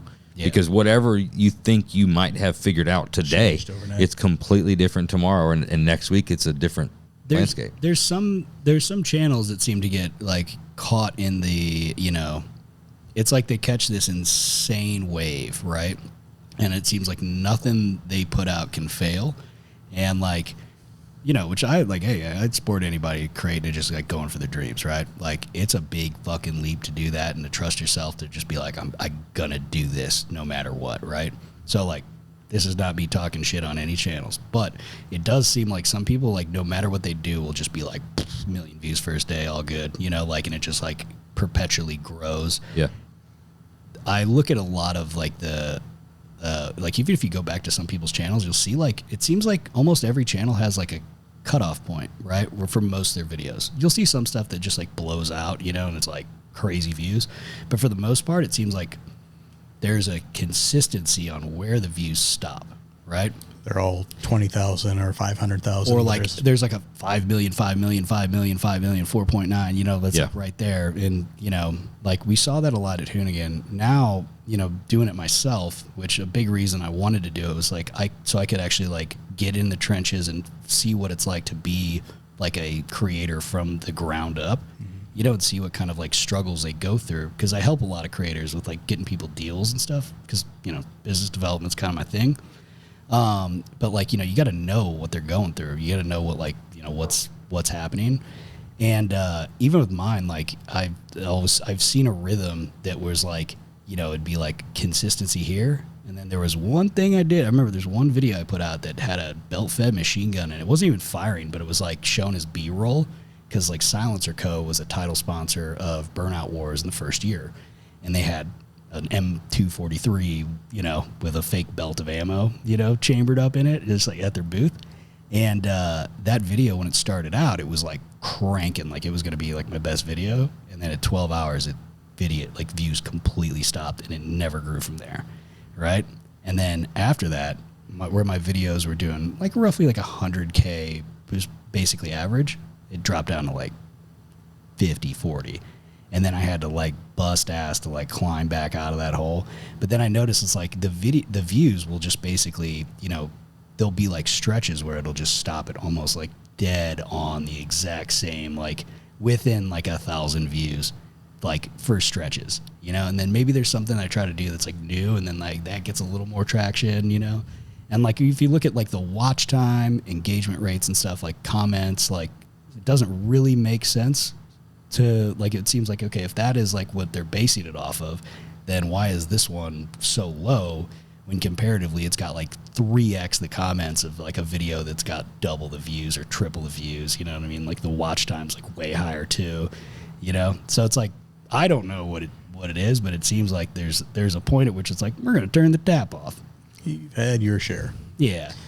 It's like we're just going to not promote it anymore. Yeah. It's wild. I wanted to hear from your side because you were pre-algorithm and then saw what it did. It's interesting because, you know, my thought, if I were to create an algorithm, you know, if you've got videos pre-algorithm that are organically have a fan base that is consistently watched, you know, 500,000 views, you know, you're hitting those. You would think that that would fall in line with a piece of this algorithm of like, hey, these people like this content. Mm-hmm. I know so much about these 500,000 people. I also know so much about these other 30 million people. I bet there's others like this, and I need to put that out. But it's not that way. It's crazy. Yeah. I don't know. Like, I even look at stuff that I get served, and from phone to TV, it's different, right? But, like, I watch a lot of YouTube TV now. Yeah, I do as well. And, like, I noticed that it's like most of the people I actually subscribe to, I don't even see their stuff pop up, but it's like feeding me some like kind of adjacent shit, but it's like the same accounts are getting fed, even though I don't watch the videos at all. But it's like, you know, when you're trying to, you know, they got that stupid layout where it's not like a grid. It's like there's like, oh, it's this type of video, and then there's like an endless scroll this way, right? Like, it's like all this shit that I don't really want to see. Some stuff I think is really cool, but like, you know, 90% is like, I don't care, right? Right. And then when I think about like, you know, creators that I do follow pretty consistently, and like Vinny, for instance, right? Like I've been following Vinny's channel since he started it, but like a lot of times Vinny's stuff doesn't even pop up into my feed. And I was like, I watch damn near all his videos. Yeah. But I got to go like find him. Like I got to go like physically go and track it down, you know? It's interesting. That's really wild. It's also wild because you said like it is obvious that certain bits of content, topics, whatever, the algorithm does not like, right? No. And you're going to be punished for that. Yeah, but they're not going to tell you you're punished too. No, they're not going to tell you you're like punished. It'll still be monetizable. There won't be any kind of like, hey, dude, you can't post stuff like this. Oh yeah. Sorry, somebody's The ones that you do get, we get, unfortunately, dinged way more than we think we should on the podcast side. It's probably It's because you're dropping F-bombs and stuff. Yeah. But there's a parental advisory. We follow that thing. But it's always shocking content. That's the thing that gets hit. But then you ask, and then, you know, there's no. It'll tell you what it is or what. Be different if it was a copyright infringement or hey, you did this. Blah, blah, you know, hey, right here, this, you know, timestamp, you know. So you guys ready to put the tinfoil hat on? Let's do it. Now, here's my theory on this, right? Like, so if they were to tell you, right, I'm pretty sure that this stuff that they have some internal like censorship shit going on that like technically goes against like constitutional stuff. And so if they were to actually legitimately be like, hey, you did this, we don't like this. And it's like, well, you fucking can't tell me I can't do that because that's, you know, it's our right to do it. Yeah. I feel like that if they were to actually expose the things that all the stuff that's being like censored and shut down, that it would cause a big uproar. right? But it should cause a big uproar already. It should. Because I you, mean, you well, can't people say can't that find you've broke a rule. I just can't tell you what rule it is. Oh, exactly. How the fuck are we not supposed to break it next time? Exactly. It's a Tell you which episodes are not going to get distributed. Well, Probably this one. sorry guys. it might go more. It might go more. Hey, But what's welcome to the YouTube blacklist. Ladies and gentlemen, I'll be your host today. It's funny though when you're talking about what you get served up so many times where you're like, why the fuck am I seeing this? But if the content that the most of us, especially sitting at this table, and most of probably the listeners, are most interested in is the exact content that YouTube is not wanting to promote because it's the same content that we're getting dinged for providing, then of course you're not going to see it. Like, where's all the gun shit? Like, I want to see way more of the gun shit, but you're not showing me any of it. You know, here's an interesting. Well, actually, there's Grand Thumb, unless he gets like, out. There's a couple guys that actually like their stuff gets good track, but they have like really strong organic followings, right? And like if you build an organic base, like there's not shit that could be done because like people are legitimately sharing that. You know? And that's what you need. And that's what Hoonigan basically was. Like we didn't pay for ads. We just like busted ass to figure out like what makes this work, what do people really like, and like what's actually, you know, we wanted to do fun, cool stuff that we truly enjoyed that was rad. And if it didn't work out, like, you know, we tried a ton of different stuff. Some stuff that would later become like a final nail in our coffin, like doing Scumbag Labs and doing like the testing the bleach burnouts, and then realizing that that was actually, that's technically, I think that was the final thing that made us lose the Long Beach location. Really? Yeah, well, it was the Australians there was like, you know, them doing like a ransacking of our yard and shop, you know, just like rowdy day of just nonstop, just absolute destruction, right? Which was awesome. It was lynchy, cranky, and oh my God, what the fuck is his name, man? He's such a rad Brasher, right? Mick Brasher.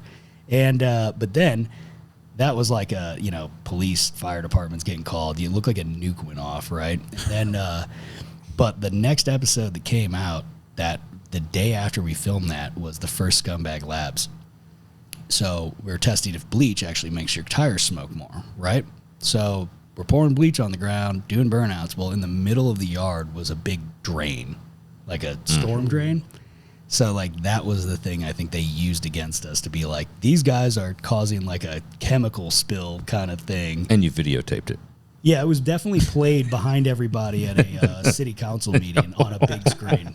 Yeah. Prove it. It was like, explain yourselves. There's water in a bleach bottle. That wasn't me.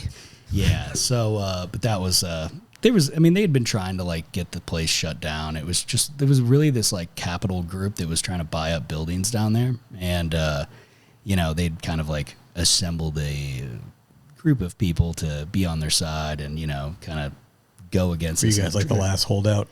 I don't know, man. We didn't own that building or anything. We rented it, but it was the building was never zoned for anything. So it was like it was a depot that they used to service old mail trucks at, right?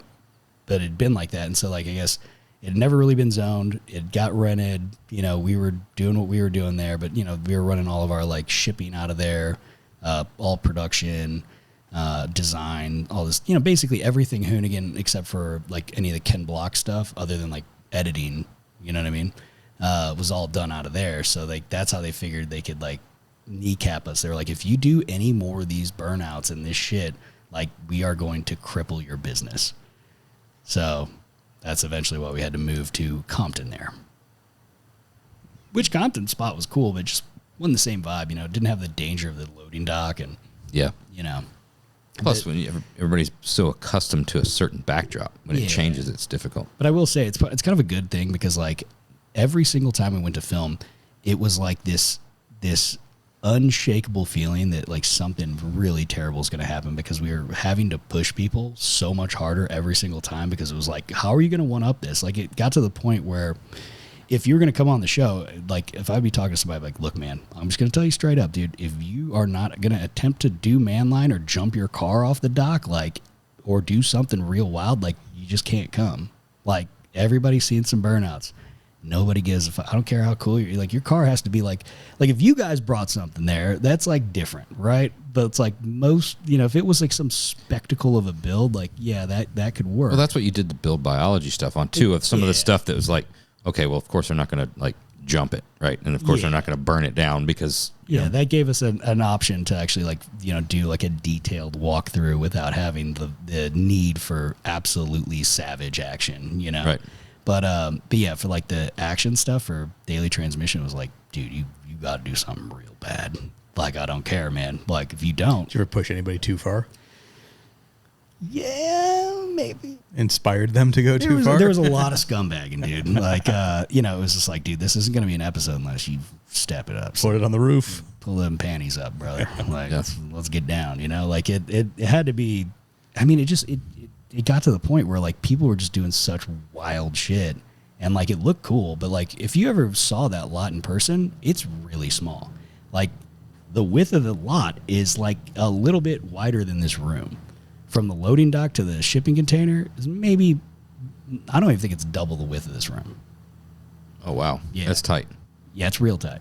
And it was not that long. So, like, if you go back and especially, I remember when BJ Baldwin bought Rampage there and, like, commenced a 9-minute long just terror session. My mind was blown because, like, it really solidified, like, so Ken and BJ and I'd say, like, Reese and, I can't think of his name. The All-American Golden Boy. I can't think of his damn name.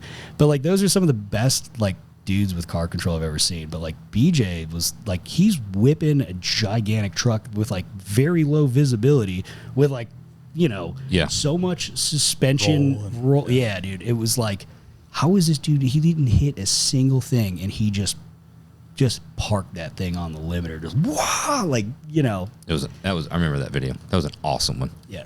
The thing that you didn't see in the video was his warm-up session around downtown Long Beach that we were like, yo, BJ's going to jail, dog.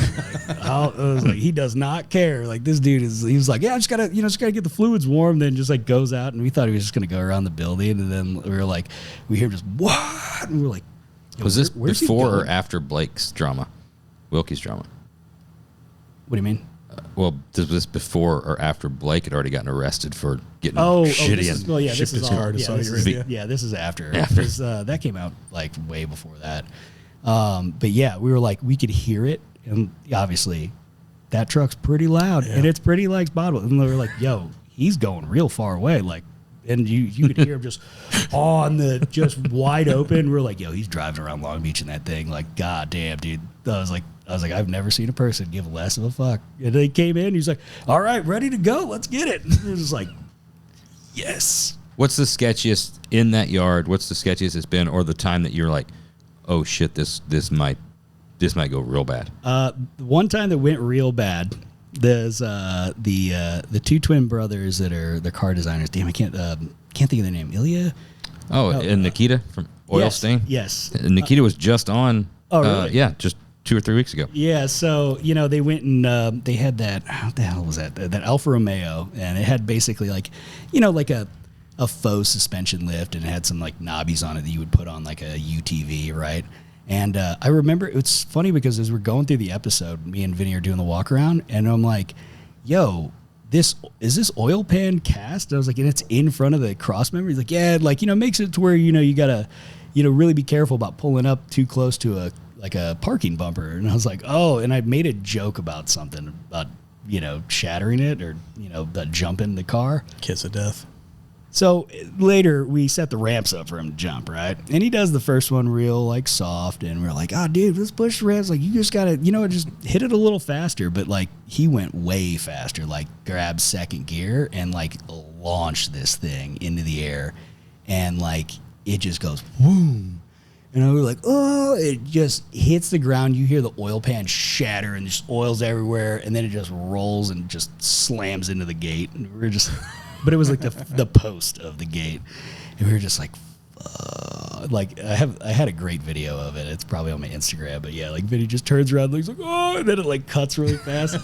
And I felt so bad because he smoked his head on the steering wheel. It was like a wood grain wheel. Oh. We were just like, damn, but, like, that was the worst feeling one because it was like, this car is cool, and this is definitely not somebody that deserved that, you know? But, sometimes, you get a little peppered up, like you get a little, like, the moment. Yeah, I have definitely overjumped basically everything I've ever jumped, right? Like, you know, you get a little too familiar and you're like, I could hit that a little faster, and then that little faster is like triple the speed you should be hitting it at. Yep. Instead of you guys doing all the hyping up, have you ever had to bring somebody back down over like, whoa, whoa, whoa, like? I don't think so. Okay, so you've all, no matter what I mean, level they come in, They don't you're have a red trying. limit. Yeah, it was Just keep basically going. like, it was like, just keep the cameras rolling. We had one rule. Like, Brian had one rule, Hoonigan. He was like, I don't give a shit. If you do something dumb, like, you will get fired if there's not cameras rolling. Like, you can do the most destructive dumb Make thing sure you it's want caught. if it's on camera. If it's not, you have just, like, you know, like, I mean, shit, we tried to drift the dock on a forklift, like the ramp, and rolled it. Which, that was scary. Hurt's always been really quick. For a bigger guy, that he could move. He's got the fancy feet, right? And like, I watched him bail from that forklift so like gracefully and quick that it was just like, that we watched it in slow motion. You know, those are not light. No, and they don't come back over easy. It's not like you can just tip it back on its wheels. We had to Yeah, take you just leave it. Yeah, we had to take Brian's that OBS Ford Power Stroke truck, and we had to like chain it up and like to the top, and just try to like pull it back over. And yeah, that's when you realize that forklifts weigh 10,000 pounds. Yeah, no, it says real big right in the back what they weigh. Usually. Yeah, you know. But no, there was you know, there was some, I think like the sketchier stuff kind of happened with you know, there was some like, I remember we used to have surveillance footage of it, but Bad Daddy Bratty was decided to do some wiring on like with the battery connected to some like car that had like the fuel on the fuel cell with the cap open, and then like arced it, and then the fuel cell caught on fire, just like started shooting like a jet flame out of it. And then, like, luckily Danger Dan came through with the fire extinguisher with the quickness, but like it was like, damn, you burned the shop down. There's a couple other instances like that, you know, people flipping stuff over, and you know, fun stuff. When Brian was on, Tame. it was really good talking with him, and you know, he talked about a lot of some of the larger productions and stuff. We never really got into. We talked a little bit about. I'm really interested in the brainstorming sessions with the team of like the next thing. Like, how does that? What's the like detailed environment? How does it work? Like, Yeah, picture this. yeah, You've all just worked 75 hours this week, and then the last minute of Friday, Brian's like, hey, let's all get together real quick. Like, just going to do like a quick brainstorm session.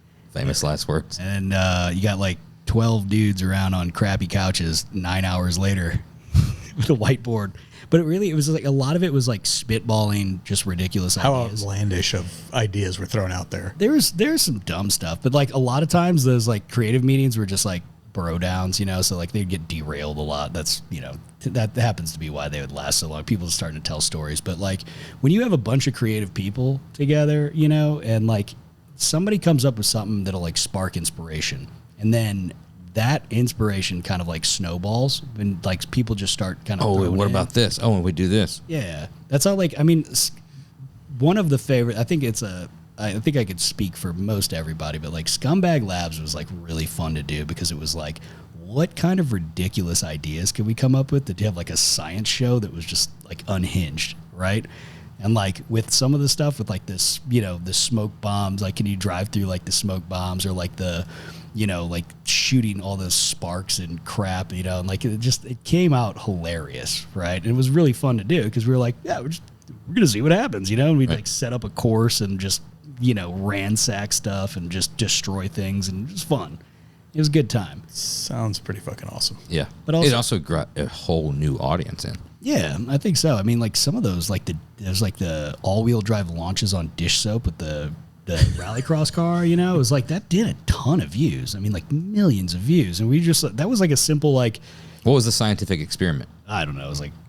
Can you do it on dish I soap? don't even. I honestly don't even remember. It was just like you were like, "Hey, Dish soap, you wanna, all-wheel drive, burnouts. Yeah, we were like, let's see what you know what the effectiveness of the all-wheel drive system on the rallycross cars. It basically had like a slip and slide built for it, and yeah, I don't know. It was fun. It just worked out good. You ever fuck with any golf carts? Oh yeah, we built a 2-stroke, like a 900cc. Basically, we had a John Player livery on it, and we had an engine from a snowmobile. It was a 2-stroke 900cc, and then we took it to Tilly's because Tilly's was it Tilly's or PacSun? I think it was Tilly's, but they had like a golf tournament thing in like Rancho Palos Verdes. They would have like a bunch of their important people out, and then we rolled our own golf cart out with it, and then we fired that thing up, dude. It was so fucking loud, and they were like, hell yeah, this is awesome, for the first like 2 holes. All right, enough. And then they were like, you could see them kind of getting visibly upset, and we were having a blast. And then it got, so how snowmobiles work is they usually have a radiator thing that the snow is thrown on, and it kind of like cools it. We didn't really have that, right? And so it got so hot that the expansion chamber melted off and fell off somewhere on the course. You don't even realize where it happened because we were just bombing down hills going way too fast. It was so sketchy. And it's just blowing smoke everywhere too. It's proper two Jump any smoke. sand traps, anything cool? Yeah, we tried to. We took it over some little bumps, but it was way too fast. Like it was uncontrollably fast. Yeah, like 25 in a golf cart's too fast. Yeah, well, it would do like 70. All the times when me and Jared are like, man, that would be really cool. And then you're like, hey, guys, we're probably going to get kicked out. That's not the time or the place for this. There was nobody there saying this is not the time or the place. No. They're just like, oh, fuck yeah, it would be cool. They're like, it's going to piss a lot of people off. Make sure the cameras are rolling, dude. But it was fun. But yeah, that leaving the expansion chamber somewhere on the course probably wasn't a good look at a nice golf course. That Tilly's contract signed, right? Yeah, all right, check good. Like we get a wire on that. How's that? Yeah. So the golf cart thing that was fun. I tell you what, some of the best stuff we did, or the most fun, came from like the stupidest things. So like shit car, for instance. It was like a $200 BMW, like a little 4-cylinder. I love the name. I don't remember. Shit car. Yeah, well, because it was just like a beat up. What was it, like an E30 something? Okay. I don't know BMWs well, but like 90s boxy BMW that everybody that lived in Beverly Hills and was their first car kind of had, right? And we just the whole idea was like, oh, we'll just beat on it until it blows up, and then it just didn't, and then we just kept beating on it. And every day, Hurt would go and fire it up with his foot all the way to the floor and just park that thing on the limiter as soon as it lit off, right? And basically everybody did that. And we just slam it into things, and it was it kind of became this it became its own character. And then it kept evolving. We kept doing, we put Lambo doors on it. We would do a spray paint livery, we changed the livery up a couple times. And I think there was one point where, it was a glove company at SEMA. Was like, hey, can you send a car out? And they're like, okay, you can get Brian's RWB or you can take shit car, which would actually be hilarious. And they're like, that's actually funny, right? And they're like, yeah. So if you have that there, you could have people taking pictures standing on top of it. And there was so many pictures from that of just crews of people just standing on the windshield, just not caring, because it's and this was before SEMA kind of got a little more creator heavy, how SEMA used to be, and then now it's kind of a little bit more lax, So this was a far departure from everything else you'd see there. But yeah, that thing it lasted so long. I mean, so long. We could not blow it up. I don't know when that thing went together, but it must have been a Wednesday car, Yep. Was there ever a brainstorming session? It was either your idea or anybody else's, something that you really wanted to see happen that didn't, that you can still think about, that y'all never got to do the thing that you wanted to do? There's a couple. I mean, now I do it, but taking Burnyard on the road, right? Always wanted to do that because it was always super fun to plan those shows out, and obviously I was always hosting them, right? I just love yelling on a microphone at people and just getting people hyped, right? It's fun. But it's also cool to give these drivers a platform to come out and show people what they're made of. And we were seeing a lot of these people gain substantial followings and get sponsorships and stuff because people were catching wind of what they were doing. And I always wanted to I saw a bigger vision for it, right? And I think a lot of people were on board with it. But something happened along the way with like the Wheel Pros deal where like now some suits were involved. And then there was like, oh, if we take it somewhere, you know, we got to get at least, you know, $250,000 to show up. And it's like, that doesn't make sense for some of these shows. And like, I was never allowed into any of like the bigger conversations with like Monster Jam or any, which I should have been, because, you know, that's kind of my thing. But Right. also like I can usually find value or find like a way to make it work for everybody. Yeah. And so, when I was departing Hoonigan, I was like, I fucking want to take that show on the road. And just so happened, like before I was taking off, my now business partner, Zac Mertens, had called me because he was like, dude, I had this vision, man. I love being at SEMA, doing that shows. Like, I want to do my own. I just want to, check with you to like, I don't want to piss anybody off here, but do you think it'd be cool if I did my own show? I had this name and everything. I was like,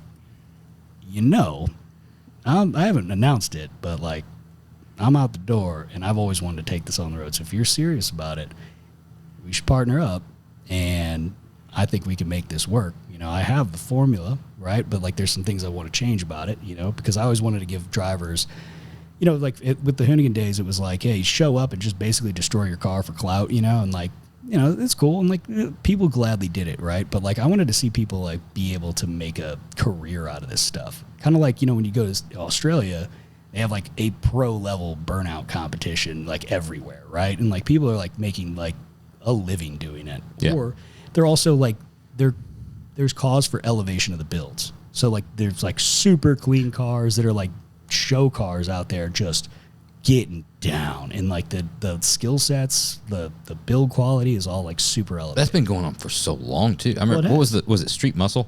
What was the magazine? Oh, Street Machine? Street Machine. Yeah. Back. Remember getting that magazine, and it would be, the Holdens with the big blower, and it was just A blower on top of a blower with a blower on the top. burnout stuff. Like, it was so wild to like, just a different culture, completely different, but so similar. And I wanted to see that here. And like, we were doing our thing, and it was more of like it was a showcase, right? And I was like, well, what if we could like figure out a way to, give some cash prizes, which, that starts to give some complexities, right? Because then you have to have like a formal rule structure and stuff like that, right? But I didn't want it to be like Australia, where they're so stringent, where it's like if you tap a wall, you're DNF'd, right? Like, people love seeing cars hit concrete, right? But if it's not going to stop your run, that's awesome. Or like catching on fire, right? Like, some of the guys, that's like part of their shtick, right? Like, their cars are set up to essentially catch on fire, right? All the Mexican boys, Freddie, like all those dudes, right? Like, they got it dialed to where they know exactly when it's gonna like that exhaust is gonna shoot a flame, and it's gonna catch all that extra rubber on, and then it's gonna make it's awesome looking, right? But they have it under control and they know how to do it. So it's like, but in Australia, it's like if your car is like half on fire, like you are DNF'd, and they're like hosing you down, which I understand why, because that could get out of hand. But like, there's a line, right? And so I wanted like stuff like that, and I wanted it to be like this like spectacle that brought all this entertainment value, and it wasn't just like a clear-cut competition style thing. We wanted it to be a big party. We wanted it to be something fun, and then also I wanted it to be a catalyst for people to be able to grow from it. And so it's not just like a huge drain on their bank account, but it's like something that maybe they can see success from, maybe they can see a new revenue stream from, maybe chase their dreams. I know what it's like to be like, fuck, I really want to do something, and be kind of like on the verge of wanting to try it, but not doing it.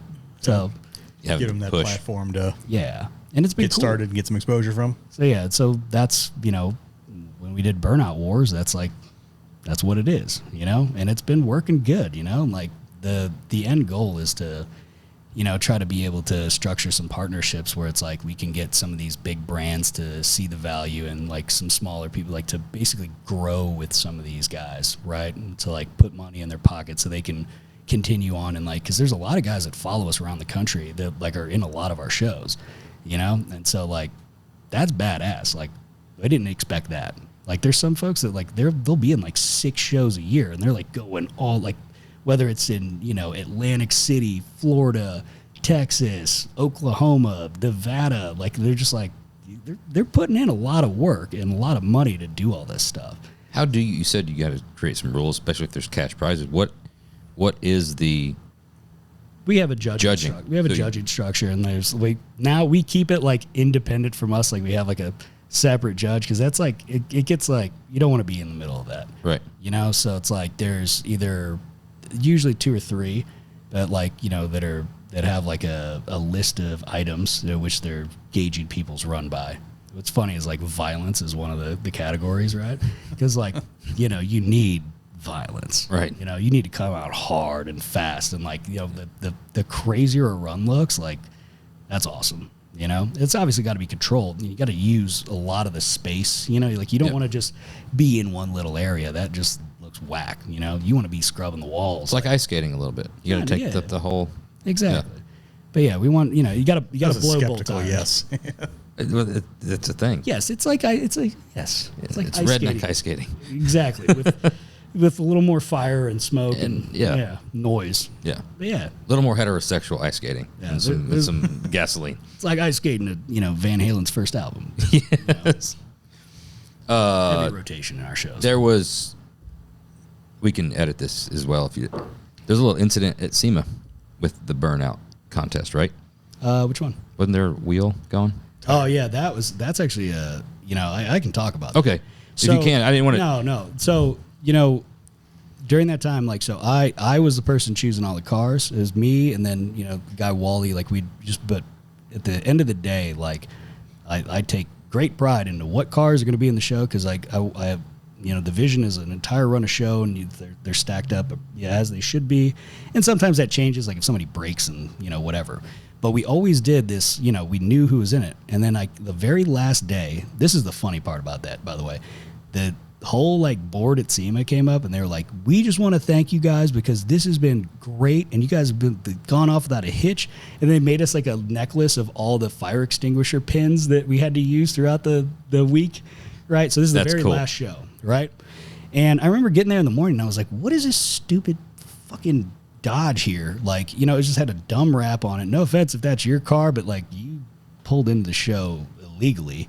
So basically, what happened was, I guess this guy knew one of the security guards at SEMA and like snuck the car in at like 5 a.m. So the car was like in the hot pits. Oh, like and hear that version. Yeah. So when I was there, I was like, "The fuck is this thing doing here?" Because I didn't pick that. Like I know what cars are in it. I picked all of them myself, and I know that And so I'm like, okay, maybe somebody just parked their car back here, and whatever. So I'm doing the show, we're running through cars. It's going great. Everything had been like perfect safety protocols and stuff. And then all of a sudden I'm like Santa Ma, and I turn around. I'm like, and I even said it, like, if there's video of it, I'd love for somebody to send it to me, because I'm like, what the fuck is that thing doing in here? And I said it on the microphone very like blatantly loud, because it was like, this isn't supposed to be here. And then he starts doing a one-wheel peel, and I'm like, who let this guy in? Like I was saying it over the mic, Okay. And you know what happens when you put all that power through one wheel, and it's like a 10-year-old plus tire. Thing blew up, right? And it took out, dude, when this thing took out the fender, there was so much Bondo and shit that like came with it that was like scattering. And then like I missed part of the belt, and it hit this guy. Luckily this dude was behind me, because he was part of our crew and a bigger guy, and luckily he was standing there, because like he got smoked in the head with it, and there was like a baby behind him. Like he literally was running block for this like child without knowing, right? And then the other huge chunk of the gator just went over the grandstand and then landed in McGuire's booth on some dude's hood or roof, of like a real nice mini truck, wasn't it? It was like a show. It was like a OBS. Yeah, it was OBS. Yeah. So definitely put a huge ass dent in. I can't remember if it was a hood or the roof, but like it wasn't good, and it was just like, oh my god, like this is going to be the death of us. Like, so what's the first thing you do in that situation? First I asked everybody, like, is everybody okay? Nobody got hit, and everybody's cool. And I was like, all right, on with the show. And, we like ran it out. And then I ran over to Wyatt. I was like, what the fuck was that? And he's like, I don't even know what that dude was doing there. I thought it was like you brought him in or something. I was like, absolutely not. So then he immediately goes and, like Wally's a ruthless one, so he immediately had some people on the phone, like just circled the horses and, figured out what was going on. And, it was not good. But like, obviously, we have insurance for that stuff, and it definitely was like a $50,000+, Yeah. thing. But it's like at the end of the day, like the thing that sucks is like somebody could have got hurt with that, right? And it's not like that shouldn't have happened because somebody snuck in with their heap of shit, right? So now, like at Burnout Wars, like we actually do tech inspections, and like we inspect all the cars for like in their tires. Like you can't be showing up. Like I know you're there to blow the tires, but like they can't be out of date. Like there's cheap tires you can get, right? Yeah. That's okay as long as they're. But like when you got old stuff that's just gonna just Dry rotten. yeah, and then also everybody's got to be on like a locker or like a limited slip at least, But if we see a car starting to do a one wheel peel, they immediately get X'd out, like they are out of the show. Like you don't bring that here, and like little things like that. Like, there's a number of like things that we look for and like make sure to like do. But like most of these cars that are coming in the show, in the pro show, Pretty at well least, prepped. oh, I mean, we have a pro show and then we got the bro show. We got like the run what you brung kind of bro show, right? Because obviously you can't be competing against these guys that have like, 1,000+ horsepower methanol blown setups, that are just purpose built to do this. And if you're just in there and something pretty cool and you can wheel, but it's like it's not a fair comparison. So we try to have two different segments, so we can give like the grassroots folks something to look up to and Cool. something to compete for, and it's still cash too. You got to put cash in people's pockets. Just a little more cash when you're in the pro show. Yeah. So, yeah. Y'all put on a show at SEMA. I remember that was a crowd of people there, like all week. Oh yeah. Oh yeah. Big crowd. They didn't take the necklace away from you after that, right? No, they didn't. But it was a little preemptive to do that. If you want, I can announce something that's been a secret here. If we have breaking news, Cool. that's right over his shoulder is a great one for you to look at. Ladies and gentlemen, we have breaking news here. We've been talking about this SEMA thing for a little bit. Well, I'm here to tell you firsthand, we're coming back this year, baby. Same spot, whole lot more violence, same crew. SEMA 2026. Wait, 2025. Sorry, it's 2025, but we're coming back for 26, motherfucker. Yeah, we're coming back. We're coming back again. We're bringing the thunder. We're bringing the whole crew, and we got a whole lot of really rowdy cars coming. It's gonna be a banger. Same spot. Yeah, and we're actually partnered with Hoonigan to do it. Really? Yeah. That's coming full circle. Well, you know what? It's about time.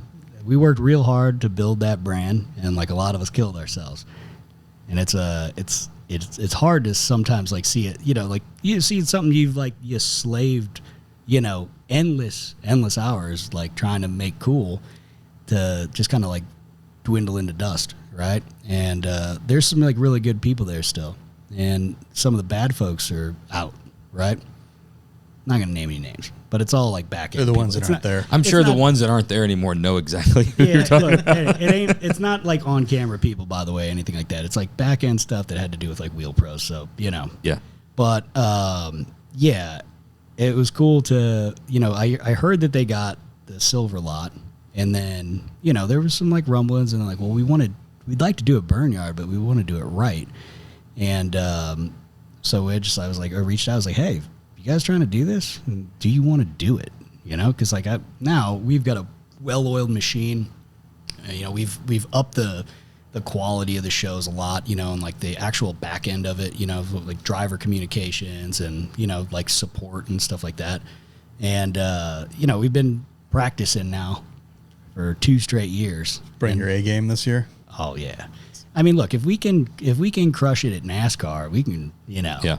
Hey, we're dialed. It's been fun. We've had like a really good run here, and so I've always wanted to come back to SEMA. I know that Zach and Lacey both have. Like we love that. And there's no like beef with Hoonigan.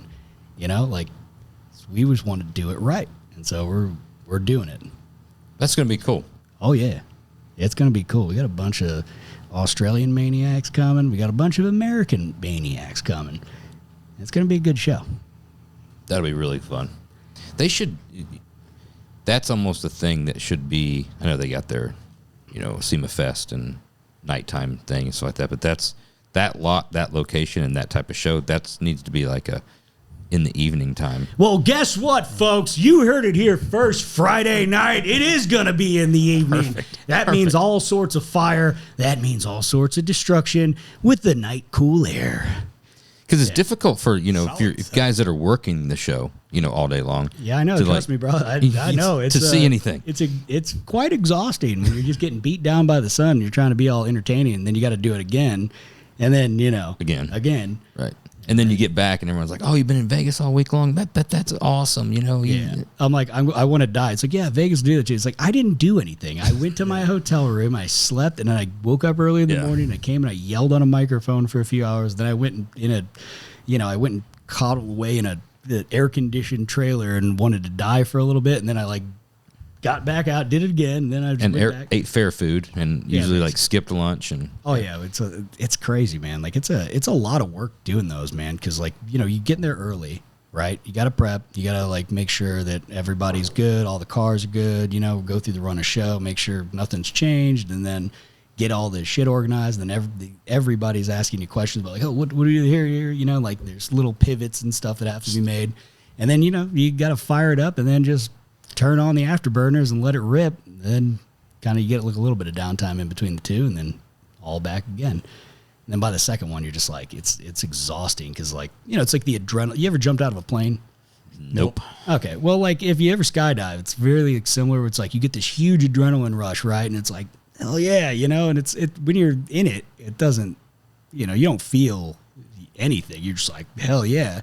And then after it's done, about 15 minutes later, just just get to bed, man. It zaps you. Yeah.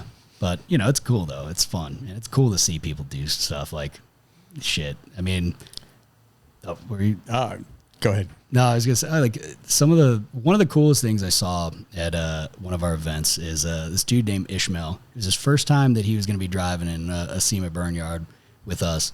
And he's like, yeah, I'm going to send it, and I'm like, all right, bet, and it's like he used to be a sideshow guy, right? And I'm like, look, stop doing the sideshow shit. But it's like, if you put on a good show here, I guarantee you can make yourself a living doing this, right? Anyway, he comes out, parties real hard, parked on the limiter the whole time, grenades his motor in his truck, right? And then I'm like, damn, because it's scattered rod through the oil pan, and I was like, damn, he actually put on a really good show. And he's like, oh, dude, no worries, man. We're going to swap the motor tonight. I was like, do you mind if we do it here? And I was like, dude, if you do it here, I'll keep a cameraman here. And sure enough, these dudes ran and got a 5.3 out of a junkyard and slammed it in overnight. And then the next morning, dude, they were back and they did every single show. Hell yeah. The rest of the week. Awesome. And I was like, dude, hell yeah, that's sick.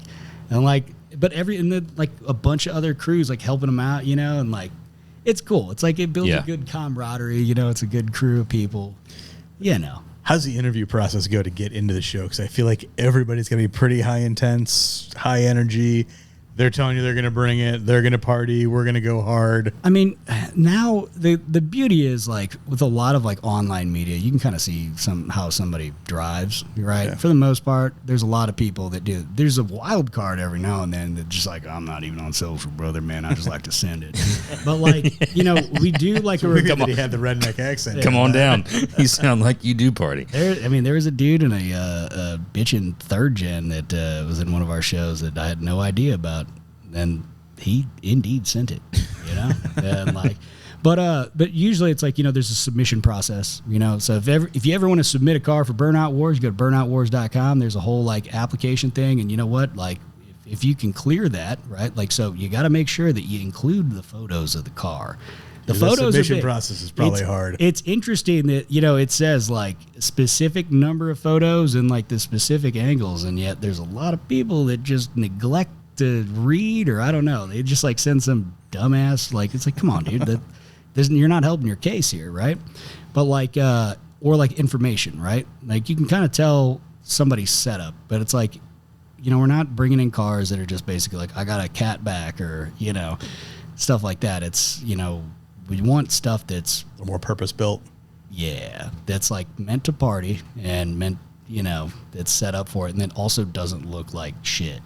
Because that's another thing. It's I understand that you want to have fun and but it's the quality of the car plays a huge part into it too. Because people don't want to see a clapped out 2006 like cat eye Chevy that just looks like it's been bashed in on like every single panel, or like, you know, looks like just like a stolen Hyundai, you know, in a sideshow, right? Like really, we're trying to seriously separate ourselves from the whole, like, the sideshow thing will kill the aftermarket. It will like be the end of all automotive fun.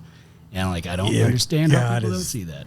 That a rabbit hole to go down. And yeah. And so, you know, I don't know why they can't break it up any faster than they do. Well, I mean, it's just, I think it's like overwhelming. But the thing is, like, you know, if somebody, you know, you have to submit your social handles and stuff, right? And there's a lot of people that do it, and then they like try to have their shit private, but it's like, if it's private, it's like, hey man, can't see. But like, if there's a bunch of sideshow shit on your page, we just can't even have you in the show, right? We can't promote that shit, and we're not going to. And like, we're very hard against it, because like, that's gonna fuck it up for everybody, and like, that is everybody's business here. Yeah. You know? And like, you know, we want to give people like a fun space. That's why we have the bro show, where it's like, yeah, you can, you know, bring some like lower quality stuff in, right? But like, you know, it's not just like a free for all, especially if it's like the competition one. There's some that we do where we like open it up and just like run cars at the end, you know, because we want to have people, there's some space for people. The weekend warriors. Yeah. And then also for some of the shows, it's like, it helps them out because it's less people like just absolutely sending it on the streets. And then like, you know, now the show's got, they've got another system. Yeah. Yeah. So, you know, that's another thing. We'll talk about that offline, but we got some other processes for that make it fun. We're going to have our own show here very soon, and there'll be some other fun things for people to do to get it out of their system. Parking lot party.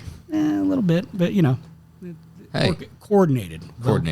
But yeah, like, it's like, dude, that sideshow shit, it's like, it ruins it so much. And it's like, if I wanted to end combustion engine vehicles or like private ownership of vehicles, all I would need to do is like build a catalog in a case study just using sideshow shit and be like, pretty good poster child. Yeah. And it's like, you're just like giving them all the info they need and all the ammo they need to just like end this stuff and like kill all the fun.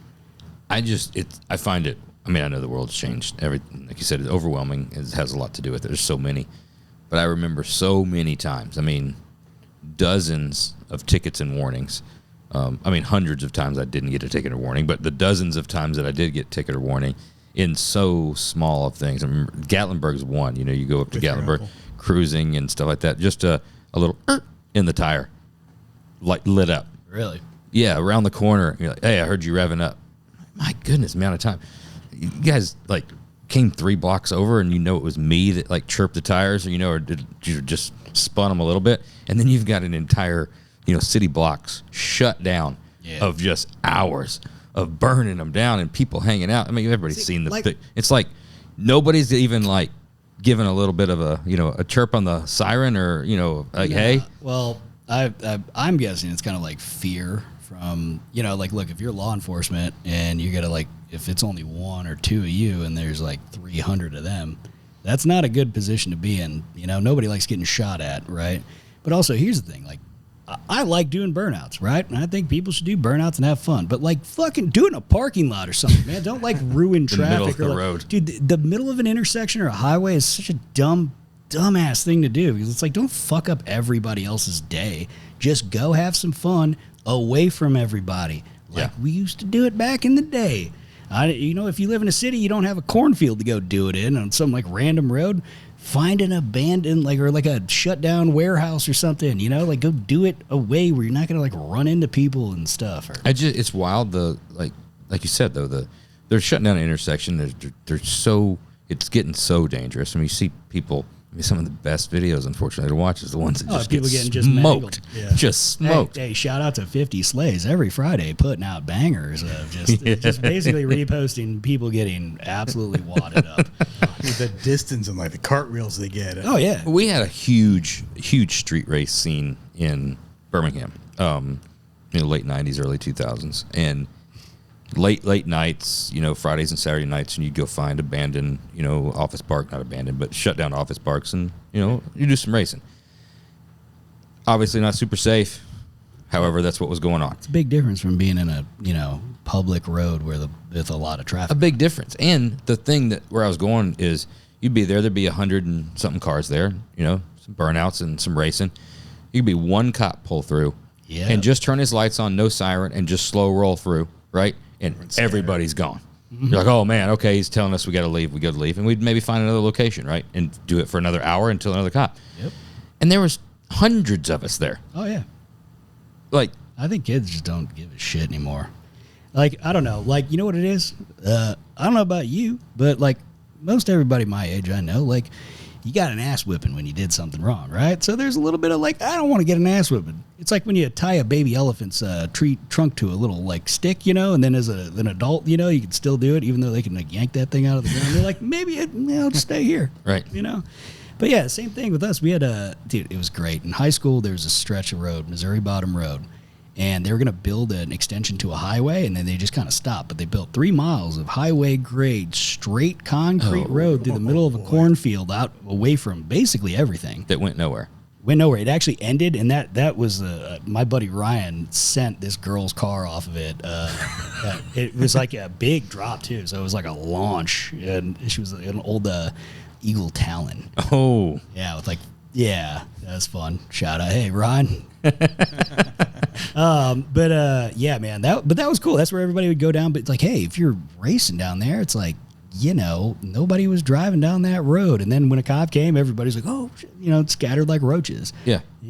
But again, if you're doing it on a street where there's like, I understand the feeling when somebody pulls up next to you and you're like, I need to show this guy what's up. Right. But like when it's busy out and there's, you could, probably screw some other people's lives up should your skill set not be where it needs to be, or, something else could happen, but it's just like, you shouldn't be doing it. There has to start being some consequences, or it's just going to continue. Yeah. Because if you're not getting in trouble with it, then it's like, okay, I'll just do it again. Yeah. Well, I think I don't know, man. A lot of it's just like overwhelmed police departments, that are super underfunded or don't have enough. But I don't know. I've seen some actually changes here recently, like in Long Beach, for instance, right?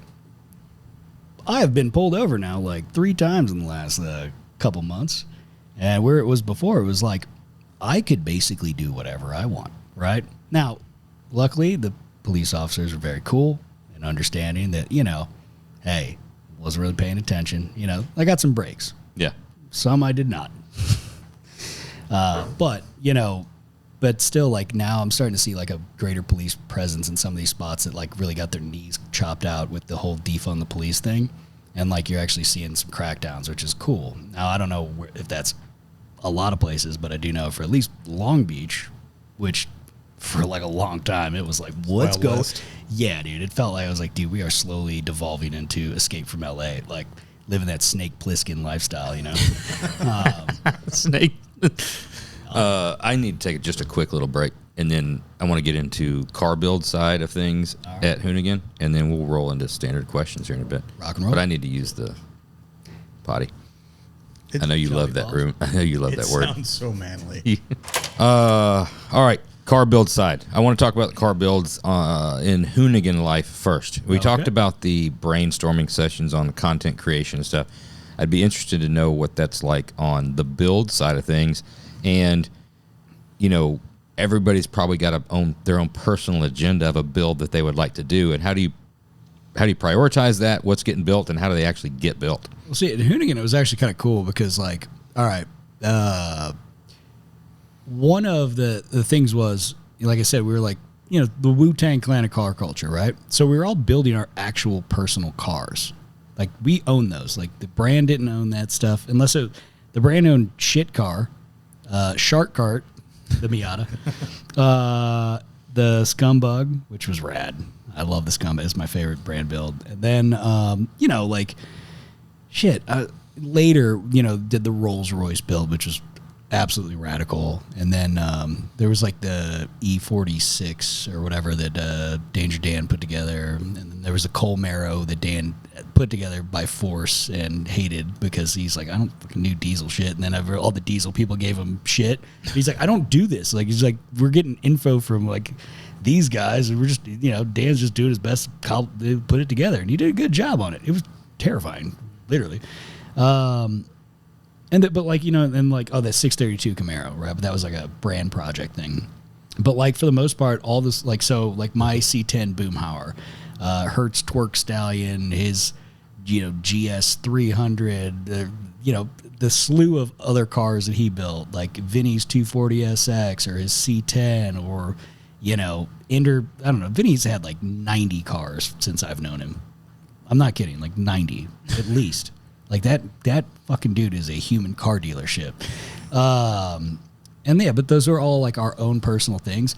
And so like the early years of Hoonigan, like, Brian says, he's like, listen, man, like we can't pay you what you're truly worth. Right.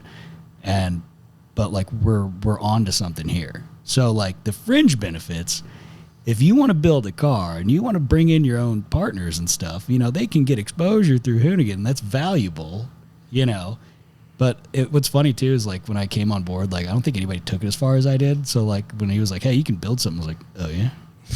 So then like in a week, all of a sudden I was like, "Okay, I'm building this like I got the C10," and then like within a week it was like I had a Texas speed motor, I had a Gearstar 4L80, I had a full QA1 setup, I had a Curry 9-inch, like. They were like, how'd you get all this shit? And I was like, I don't know. I called them and I was like, hey, and I put together a plan, but I was the only person that like thought to put it on paper and be like, hey, here's how episode structure looks. This is another thing. Like, it's really important for young creators to know, like, if you want to like work with brands, you can't just be like, hey, dude, I'll make some episodes and some posts, right? Nobody fucking cares, right? But if you're like, hey, here's the strategy, here's how it's going to look when it rolls out. It doesn't have to be like to the T. But, like, they need a strategy of, like, I'm making this many episodes. Here's the themes of the episodes. Here's how your brand is integrated into those, right? And then here's the social posts that go to support those episodes or, like, that go to support your brand, right? And, like, this is my thoughts on these. If you do that, you're already doing 95% more than most of the random fucking emails and DMs and calls are getting, right? But if you come in with a strategy, they will be so much more willing to at least talk to you and like hear it out. You've mentioned that before of helping creators and doing the business side of things. How does that work? Is it people you're just coming across, or they need to reach out to you, or like how? Yeah, a lot of them. I mean, like, so I do a little bit of agency work, right? But like, I did business development towards the end of the Hoonigan. Vinny and I were doing like all the business development stuff, right?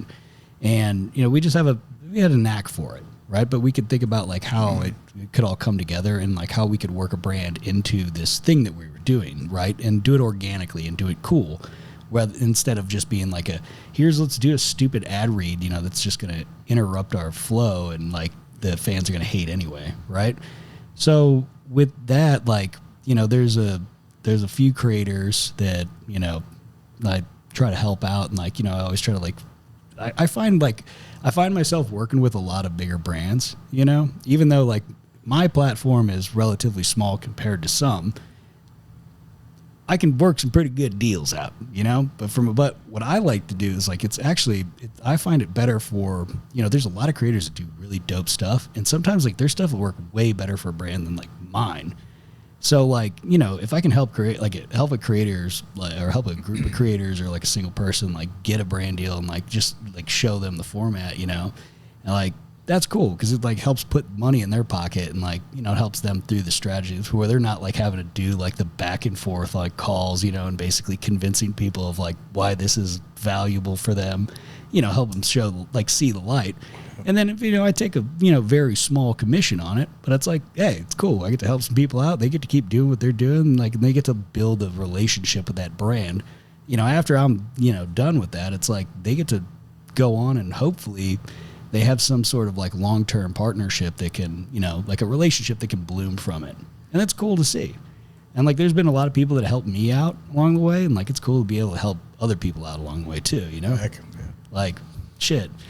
I remember like years ago, I saw Rob Dahm, like when he pulled out his like crazy 4-rotor turbo RX-7, and like chained it up to do that thing didn't have a floor in it. And he had this like real, like, I don't even think he had like a full fire suit, man. But I was just like, yo, this dude could very well die in fire. And I was like, you can't be rolling like that, man. So like, I just immediately like called up OMP and I was like, listen, you got to work with this dude, right? Like he's doing cool shit. Like this is somebody you want to like work with. And they were like, oh, dude, that's fucking sick, And like they're like we kidding them out, They give them like fire and safety stuff. Like I think they give them like a fire suppression system too. I don't know, like I can't remember everything that was done, but it was like that's cool, And like now it's like that's a relationship that they continued, It's a relationship you'll have too. That you've got a network of creators that you can work with in the future, and yeah, it's all building. Yeah, I don't know. It's cool to see people thrive, and because like this creator shit is not easy. Like a lot of it's crazy when you like see kids be like, I want to be a YouTuber. Like I feel like a Vietnam vet that just came back from like Laos behind enemy lines of like, you don't know what you're getting into, brother.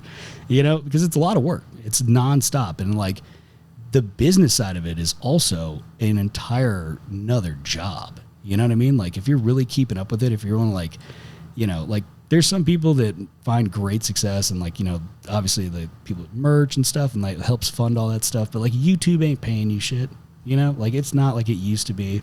It's like, shit, you're lucky if you get a couple missed the golden years. Yeah. I mean, like, I think my spend on my YouTube channel is over 10x what the YouTube ad revenue generates, So if it weren't for like, these partnerships, these relationships that I've built that where I can like, create stuff for these brands and whether it's on my channel or for theirs, like, and just, be able to offer my services and stuff, like I wouldn't be able to do this, but I like doing it. So I want to keep doing it, Besides being able to have a, well thought together plan, providing the potential sponsor or partner their ROI, what's some of the biggest misconceptions that you see with a new creator? On the brand side of stuff? Yeah, brand side, or just trying to be successful creating. Yeah. Well, if you don't think like if you can't keep up with the output that YouTube requires now, right? Like it's gonna be real hard. So it's like either you gotta make some shit that bangs, like that is just so wild and so dope that everybody wants to share it, or you gotta be able to like pump out videos. And like, by what kind of volume are you saying when you pump? Like honestly, in a perfect world, you're doing 4 a week. Like shorts, long format. No, so that's the other thing. Like I've talked to a lot of people and they found that like, doing the shorts, like so when YouTube was pumping shorts, right? Like they were giving people like there was a lot of subscriber growth because they were just like jamming these shorts down, right? But like there's some guys that like are in my where my shop is, like they're basically right across the parking lot from me, the Backspeed boys, right? And they were cranking out like a short a day.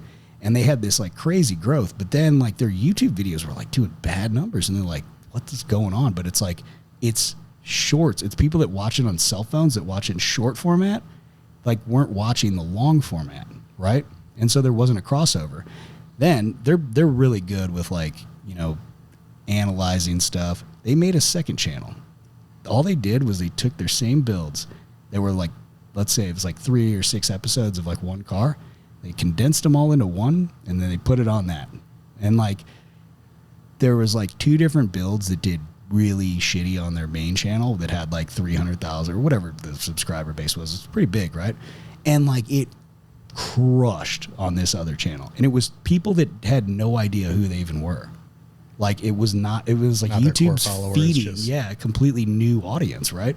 So they were finding success from doing that, which I think it's a good idea. If you can like keep up with the bandwidth, like I'm not somebody that can keep up with that. Like I do too many things where I can't just be like, all right, here we can like let's remake all this, and like I have a big catalog of stuff to be able to do that with. You just don't have the time. Yeah. Right. But like, it's an interesting thing to see. There's a lot of YouTubers that'll have like a second channel and they'll do this like longer stuff, whether it's like less edited, more just like whatever, but like it's kind of different, but like they'll see completely different success from that and like a different audience, and it'll be like, oh, I didn't even know these guys had a second channel. And it's like, well, that was the first channel, and they're spending more time on the first channel, but it's like, I don't know. It's like, it's the way this thing feeds. Right? It's like, it's so weird and random. Is there any other platform besides YouTube that is any type of significant monetization? No. You know what? yeah. The OnlyFans seems to be pretty good. Hear a lot of great success stories there. I don't know. I mean, like, some people have like really good success on the like Patreon and stuff like that, like the paywall stuff, subscription stuff. I noticed that those people like take really good care to keep up with, like, you got to keep up with it, right? Because if somebody's paying a subscription, right, no matter how, expecting, like, they want to get fed. So like if you're doing kind of like half-ass afterthought content on that, they're like, well, why am I paying this dude? That could put a bad taste in somebody's mouth. But if they're like getting something kind of special, like there's people that do entire builds on their Patreon that's like you couldn't see, and it's like they're doing the dope stuff over there because they have paywall and it's being supported by, this income stream. So that's cool, right? So I don't think you can't really half-ass it, in my opinion. Do you think that you have to pick a direction, or can somebody come out and be like, you know what, I'm going to be a content creator in the automotive space. I'm going to build cool shit and do cool shit with it, and I'm going to just put it across all channels in the ecosystem? I think you can. I mean, honestly, like this is the Wild West still. I mean, it's not the Wild West it used to be, but it's still pretty, like, I don't know, slightly more tamed. Yeah, it's like you got to try stuff, and you got to see what works for you, because like some stuff works really good for some people, right, and their personalities and their style, whereas that same thing will work terribly for like somebody like me or like you or whatever, right? So it's kind of dependent on like what do you find joy in doing that you can put the painstaking hours into, to like where it doesn't like suck your soul away. Like, do you like doing spreadsheets? It's like, maybe you should be an accountant or something. You know what I mean? Right. Like, can you do with the algorithm changing and also so many different platforms? Can you do A and B testing and actually get some clear data of like, okay, this thumbnail style is always going to work, and I'm going to keep doing that? There's definitely, there's definitely like a flow to it. And yeah, I think but like different platforms operate differently too. Yeah. So like, let's say if you're making something for Instagram, doesn't necessarily work for TikTok audience. I don't know why, but it's just like the way people consume things on different platforms is slightly different. That like, and also too, the rules on different platforms. Like I can't post shit to TikTok because like my stuff gets immediately banned. Really? Yeah, it gets pulled, like straight up pulled down for what is it? Like, I don't know. It's like they don't like burnouts. They don't like, even if dangerous it's like shit. Yeah, so like we have Burnout Wars, right? Like it's in a controlled environment. It is a motorsport activity. Like realistically, there's fire and safety. People who run fire suits and helmets. You know what I mean? It's like But you can eat a Tide Pod on there, no problem. Yeah, exactly. I mean, you can. Yeah, you can. It's probably a dated reference, but you shows your age. Yeah, you can show parts of your body that you can definitely not show in public in those places, and that's totally fine. But I watch plenty of videos where people are getting executed on platforms, and that seems to be okay. But yet, burnout, not so much. Yeah. So, have you found that the type of content or the quality of the content or the quality of the filming and production changes the response? I've heard both sides. Dude, like there's some of the shit that I basically just did on a whim and didn't give a, like, I just was like, whatever. I got a cell phone. Like, I came here because, like, I had a cell phone, but, like, I needed to keep my travel light because of how much, like, weird, I'm, like, jumping plane to plane to plane, and, like, I couldn't bring, like, I didn't want to just risk having to carry on and, like, getting stuck somewhere, right? Well, like, some of this stuff where I just winged it, crushed. Like, I did a video with my landlord, Paige, right? Paige Rad dude. And he has this Ford LTD called the Drinking Stepdad. It's like bagged. It's got a big block in it. Great name. Yeah. He also got a billet badge that actually says that, And it's just like a crusty old LTD that's like real creepy. And he's got like an old hustler in the seat. You know what I mean? It's proper, And that video did like over 250,000 views effortlessly. I went to Tony Angelo's shop when I had my Atlantic City show, and Tony's up in PA. And so I was like, I'll cruise up, man. I wanted, want to see what was going on over there. And he's like, yeah, I just got this, my NASCAR 55, like, it's running. And I was like, all right, let's do it. Well, I didn't have a bunch of camera gear. I had a phone. I had like 2 GoPros on me, right? And I kind of put together like a, like we just walked through, did whatever, kind of like what we did here, right? But like less production, right? And like that video did like 580,000 views and counting. He's like, dude, your video did better than the video that I put out on like getting this thing released. It's like, I don't know, brother. But like, it's weird. It's like some stuff works really good. And then like, it seems like the stuff that I try the hardest on that I'm like, I put so much effort into, like trying to like come up with like good, like cool, creative concept and stuff. Like it just like doesn't splash. So like maybe I think the goal is try less and do more. Just whatever, you know what I mean? Just send it, whatever. Maybe I shouldn't even edit anymore. I'll just like put together like a string out that's like 2.5 hours long. Just a vlog. What's the secret sauce right now on thumbnails? Fuck, man, couldn't even tell you because like some of the stuff I'm like, I think honestly, like if you can have. You know who does a good job of it? And it's like, it looks pretty simple, but like Garrett, Cletus. Yeah. Right? If you notice, usually a thumbnail, it's got a picture of him in it. A lot of times it's the same picture. Yep. Right? And it's a picture of the vehicle they're focusing on. Usually front 3/4, or it's doing something crazy like busting a wheelie, or maybe it's wadded up. So you don't have to read if you don't want to, because it's Cletus. Yeah, and then, it's that car, and it's like it's like a oh my god, or like some thumbnail text. Like you're not gonna believe it. Yeah, I'm in this predicament right now. I was supposed to have a video go live today, but like I was like I can't nail. I didn't feel like I had the best thumbnail for it, and I have some like great photos. Basically, it's like I took this $1 million expedition vehicle up to Wyoming. It went with a bunch of like special operators, and we'd like mowed through belt-fed machine guns and stuff. Yes. It was a good time. Sounds horrible. Yeah, it was a terrible time. But like, yeah, I was like, dude, this thumbnail needs to at least bang, But I was like, can I put this shot of, Drake from Magpul just with the 243, just fucking, like him, and then, I'm just trying to like figure out what works within the frame, that's like actually clickable, and like, yeah, I don't know, just trying to, it's a lot of trial and error, and like a lot of times, like I'll make like 30 versions of a thumbnail before I find something that like works. With Hoonigan, we were like, dude, we would make. I felt like during the Hoonigan era, I was like really on it, and like when I would be making thumbnails, it wouldn't even be until like version 25. I'm like, okay, we're getting somewhere, and then you'd have like 6 options for a thumbnail, but then to do A/B testing, you actually had to do like a Google ad. And like do an A/B test that you would like put some money behind to see what people would click on. Now you can do it within YouTube, and like you can just like run 3 options, and like it does like a test for you for like a few days, So I don't know. I have not nailed it. There's some stuff that's like, hey, that's gonna bang, and it does. And then there's some stuff where I'm like, yeah, this is definitely gonna crush, and it's like, well, it didn't. Like it YouTube's really good at kicking you in the nuts when you're down, It's like, oh, you think you're tight, bro? Watch this. Gonna humble you a little bit. Oh yeah, big time. But hey, I think at the end of the day, like the most important thing is like, are you proud of what you're putting out, right? Like if you think it's cool, then like that's good.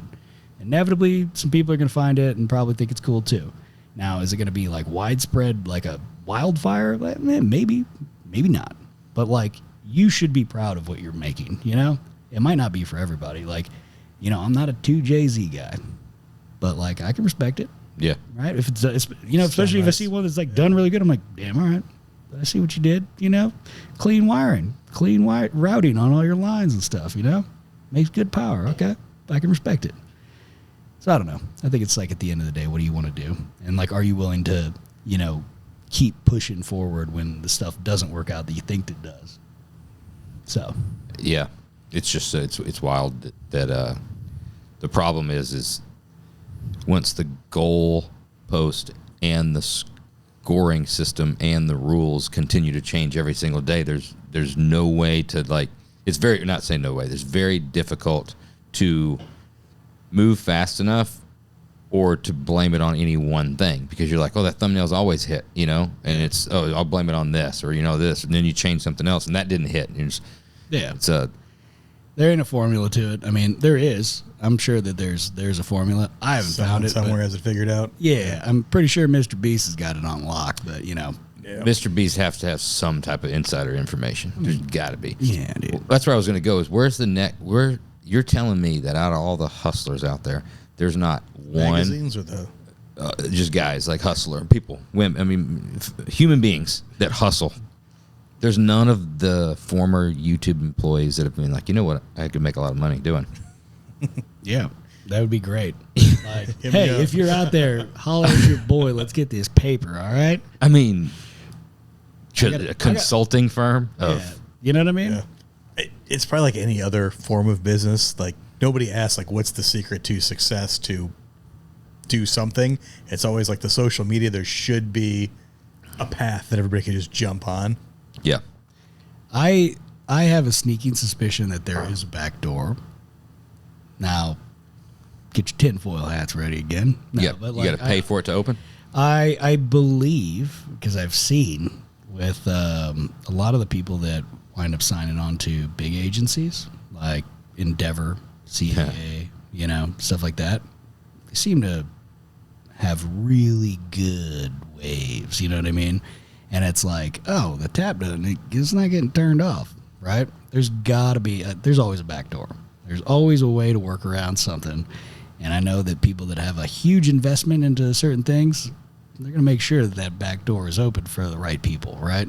So, I mean, I don't know this for certain, but, you know, I pay attention to some things. Yeah. I see some, what were we calling it earlier? Some pattern recognition. Yeah. You know? So, I don't know. I mean, there's got to be, but hey, if you got that key, you know what I mean? Holler at your boy.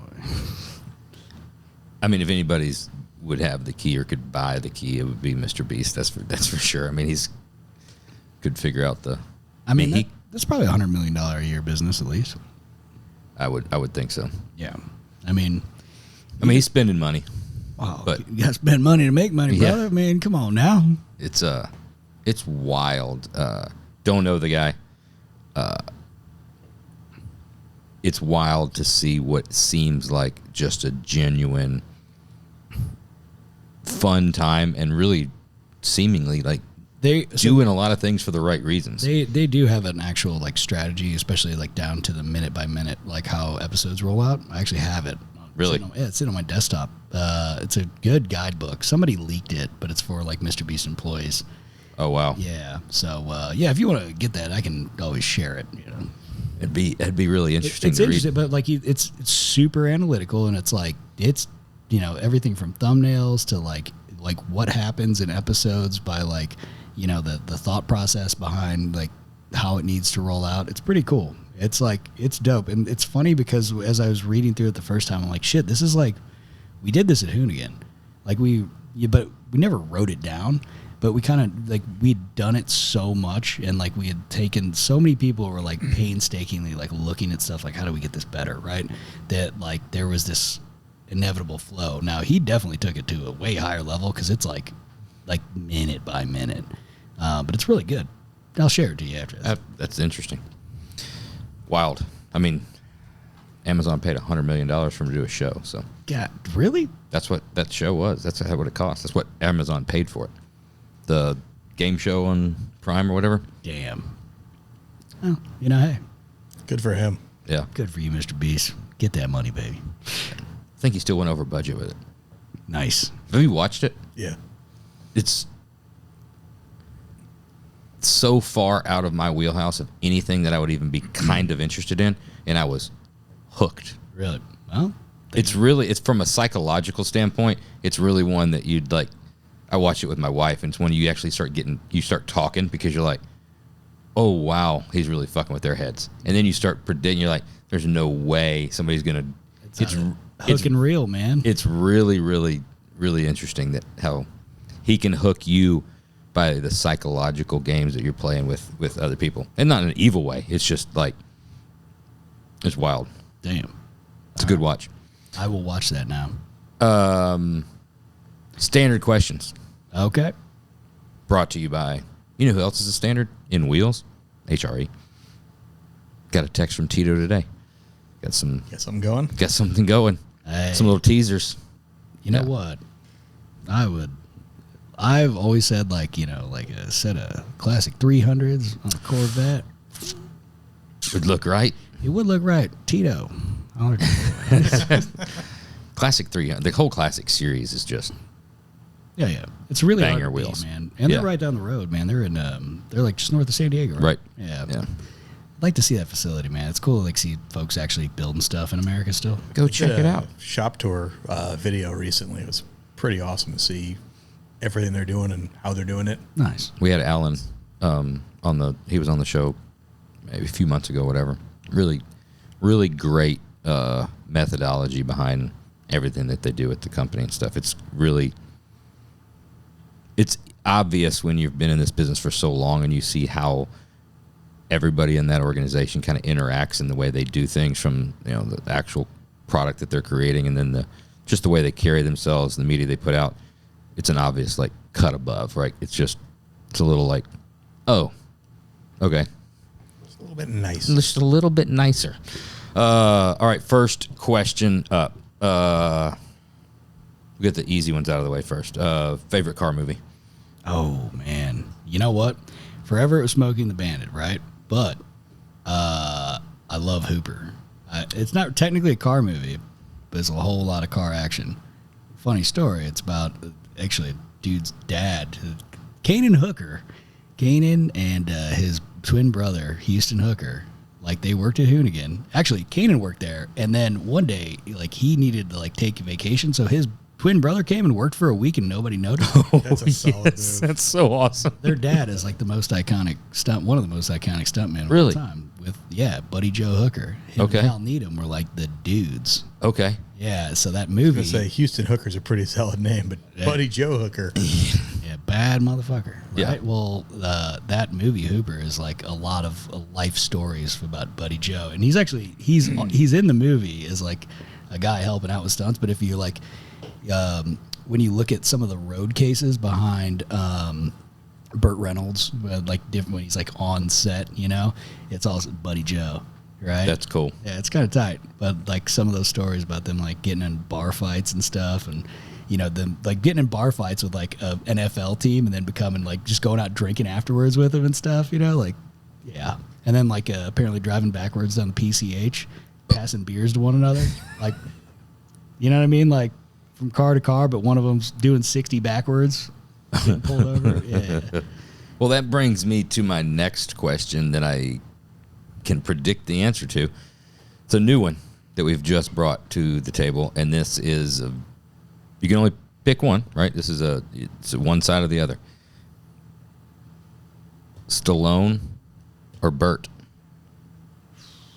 For what? Just life. Damn. Burt Reynolds or Sylvester Stallone? Damn, that's too hard, man. Because like, they're kind of in different facets, right? It's just like that's why it's a good question. Damn.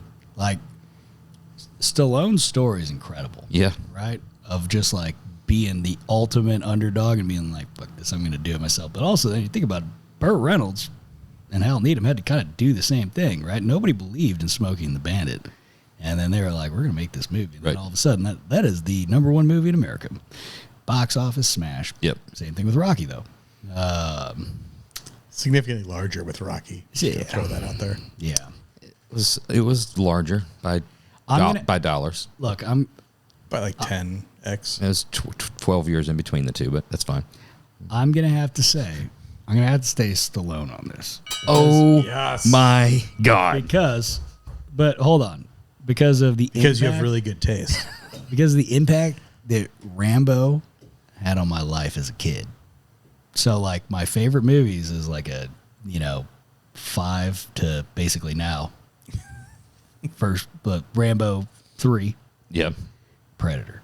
Oh, Predator had everybody in it. Yeah, dude. Like, just everybody was just jacked. Yes. Like just, fighting alien onslaught and. and then you went to Gold's Gym. Yeah. Like that's like, exactly. It's the formidable years. Yeah. Predator is an underrated movie It is. It is arguably one of the best action movies of all time, and one of the best science fiction movies of all time. Great movie. I haven't seen that in 20 years. Holy shit. I think you need a Refresher. re-up. Yeah, man. But That also, was vintage Arnold too. yeah. Like, But when it comes to swagger, Bird had it. You know what I mean? Smooth. I know. You know, only takes his hat off for two things. But yeah, like As of right now, that is officially we are tied between that ties it right there. But we're gonna keep going. This is like 1-1. I think it's 2-2. It's 1-1. We didn't do it last week. This is new. all right. Phil and Jeremy are huge Stallone fans, and rightfully so. I get it. Because we're I'm right. Bert's just better. I mean, look, it's a really hard question because I know it's a good one. Great respect for both, you know. But yeah, when it just also too. So Buddy Joe was the stunt coordinator on First Blood, right? Oh. And Stallone was like, "There's that part where he jumps off the big cliff into Yeah. the tree." And he was like, "No, that has to be me." And he's like, "Dude, you don't want to do this." And he's like, "No, it has to." Basically, they got a big argument, and it's like, "Fuck it, like let them try," but like they'll do it from like a lower, level. Yeah, lower because he's only 5'6", so it'd have to be lower. So he did. So he did it, and then broke his arm, and that put production back like 3 months. And Buddy was like, "See, told you don't want to do this shit." That's cool. Yeah. So he was like Stallone's stunt double for like a lot of movies, apparently. Also, Kanan has the Nova from Death Proof. That was the actual picture car. Yeah. Really? Yeah. Tarantino sold it to him and his brother for $500 when they were like 15. That's So, really cool. Yeah, he pulled up to Hoonigan. Really, oh, dude, you got like a Death Proof Clone. clone. And he's like, no, that's the car from the movie. Like, yeah, Put some right. And he's respect. like, This is no, it's the actual picture car. And there was like, what? He's like, yeah, my dad's stunt man. He does all the coordination for Tarantino's movies, and he sold it to me and my brother for like $500. And there was a, you didn't think to like talk about this? Put It's that like on your you're resume? sweeping floors, dude. Like for when Kanan started, he was like a PA. Like he was just but he was busting ass. Like just good dude. Willing to work. Didn't say shit about nothing. And then all of a sudden you're just like, oh, dude, you know how to do like you know how to be on fire and be cool with it. You know how to do falls and shit. Yeah. That's cool. Next up. Stuntman shit is so fun. That's why I loved Fall Guy. Oh yeah. Fall Guy was the fucking best. Movie, not so much. Show, Yes. amazing. Yeah. Movie sucked. You were usually how it heartbroken on that movie. I've probably never been more upset about a movie. I didn't go in with high expectations. I knew that it was going to be bad. It's not like I was hyped up and be like, oh, wow, they're going to do the fucking original show justice. Yeah. I knew it was going to be bad. It was so much worse than I prepared myself for. The one interesting thing I found about that movie is that they kept using Shuggy Otis's song. Like the only song used in that movie is one song. Yeah. It's a Shuggy Otis tune. I can't remember the name of it, but it's like like redone and different. Like so, there's like an orchestra that does it. But it's the same It fucking was song. so bad. Yeah. Roadhouse remake was better. And that was not a great movie, but it was better. It was better. Yeah. You can't top Roadhouse. Oh, man. Like, you can't redo Roadhouse and just expect it's No. going to be Roadhouse. That was a Dukes of Hazzard movie? Dukes of Hazzard movie was a watchable movie. It was just Was that because it was funny. Take Jessica Simpson out? Then it wouldn't have been that good of a movie, but they poked enough fun at themselves and didn't take themselves serious that it was a watchable, like, oh, this is fun. You talk about how Rambo was like a big time on your dude. Roadhouse for me, Oh, yeah. is man. He was. Now I rewatch it. Still a great movie, but he's not as like badass as what I made him in my. When you're watching it, you're like he's like He's a kinda legitimate small. ballet dancer. Yeah, he's a little. He's just whipping ass, Yeah, it's in like tight jeans. he's not near as fucking hardcore as I wanted him to be. That's all right. But it's a great. It's so perfect of like they made it for like our age kids. Yeah. Also, Sam Elliott.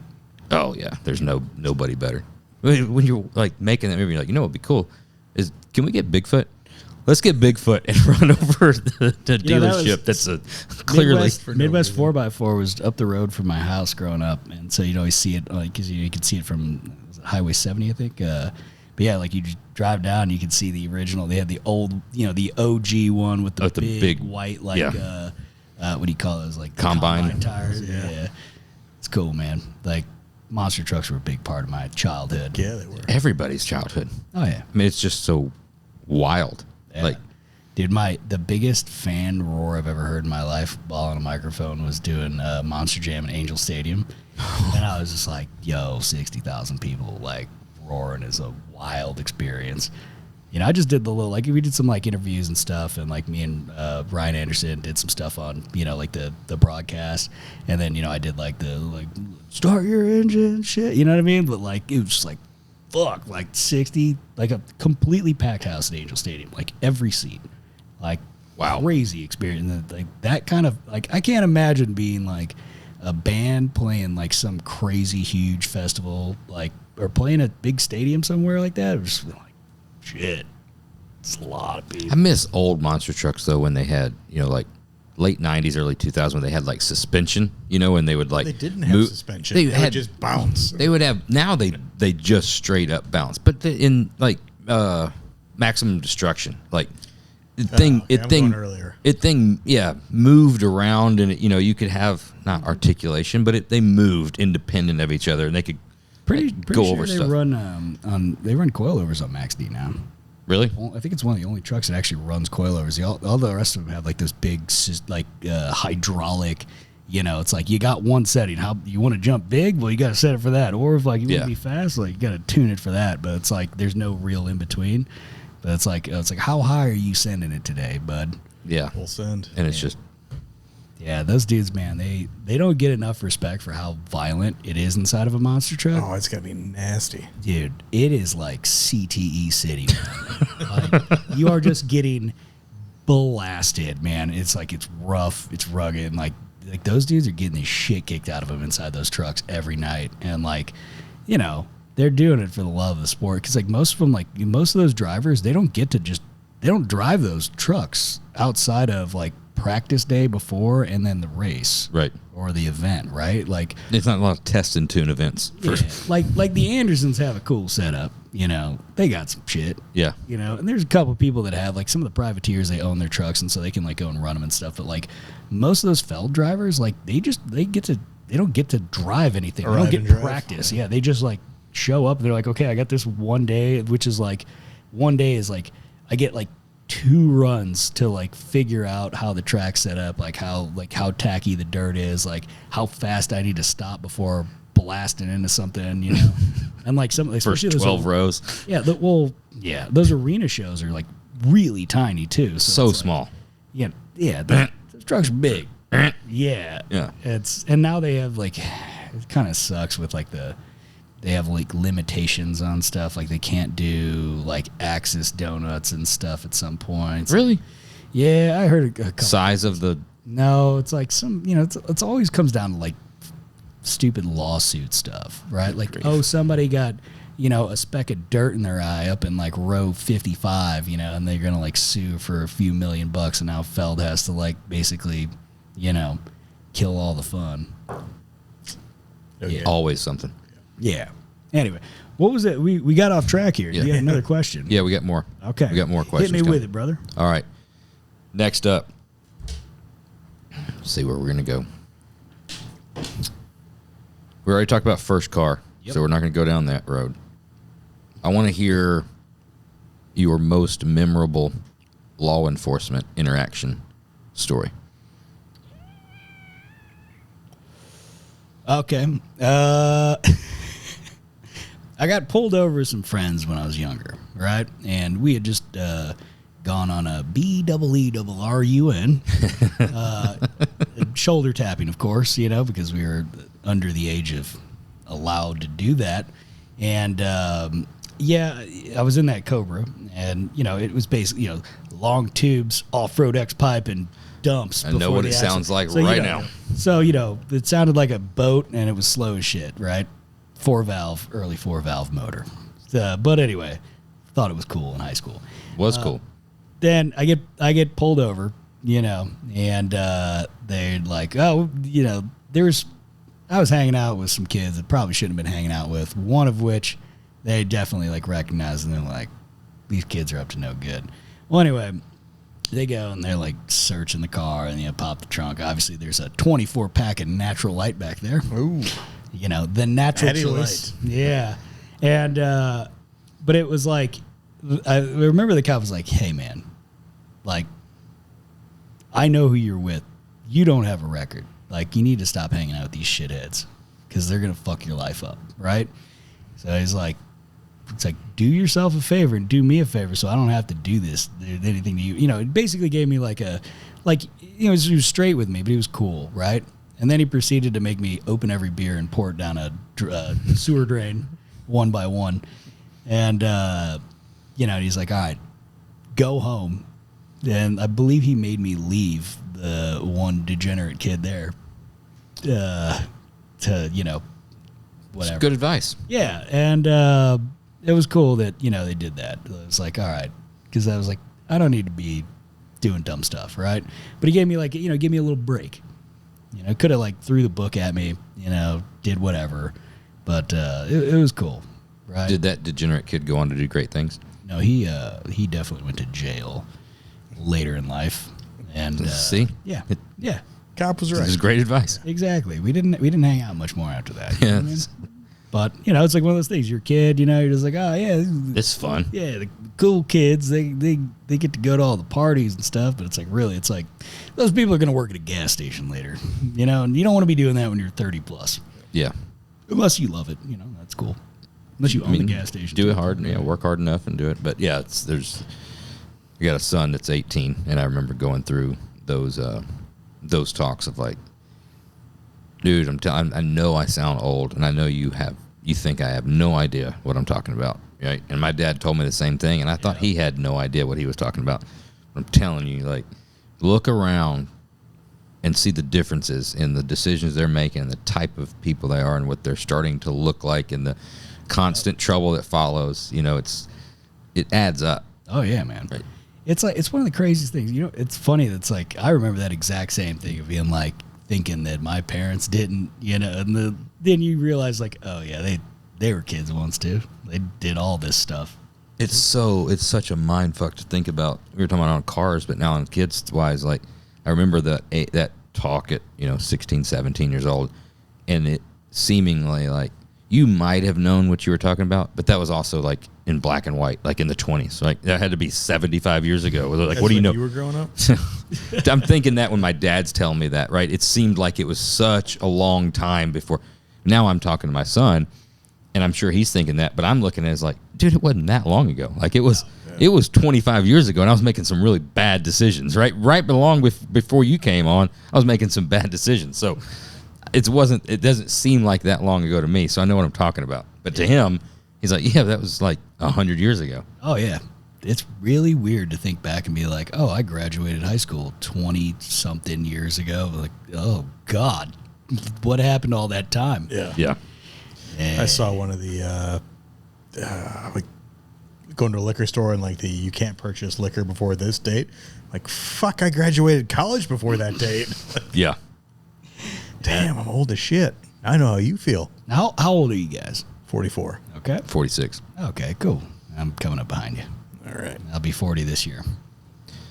It's, You still got a lot of runway. yeah, feel like it. I A feel lot like of rubber left on the tires. Yeah, I feel like I still got a little energy, but like, it's funny, like, we busted acid Hoonigan, right? Like there was weeks, I remember because we started having to track our hours, and I remember telling the financial guy, I was like, hey dog, I don't think this is a good idea because we're probably breaking a lot of laws in California with this. But, I had access to the back end, and I could see, because at that time I was like our director of original content, so like all the editors and stuff were, technically I was managing, right? And like, dude, I was like looking at I was like, dude, I've worked so many weeks. I've never worked a week less than 80 hours. And then like half these dudes are all like, everybody's banging it minimum 60, like bare minimum. Like, but some of like we were getting into the hundreds at times where we were just like, you know, there's like, you know, we'd sleep on the couches there, or like, you know, because just so much shit that had to get done, and there was only like at the beginning, there's only like 6, 8 of us, you know, total, like the whole company. So, you know, everybody's wearing a bunch of hats, but you know. But now as I'm getting older, I'm shit like happen, going build a hell of a back, brand. yeah. But going back into it, and I'm like, man, I'm working a lot of hours again. I don't have a. I was like, I don't know how much longer I can do this with like this kind of intensity and pace, because it's like, it's a way harder now. I mean, I started doing this film stuff when I was basically my 30th birthday, right? And then now we're 10 years into this, and it's like 40's coming up. I'm like, way harder to pull a lot of weeks like that, you know, like just drag yourself out of bed, you know. We've talked about it before. We sound like such old men now talking. Old men. But, you know, 20 years ago, we were driving most of the trucks, you know, to the shows, setting everything up. It was just the way it was, you know. So you'd work on cars all week long, especially if you're getting ready for a show. Then it was a, you know, all-night thrash for, you know, sometimes just the night before, sometimes a week and a half to 2 weeks before, every single night to get one done, depending on how.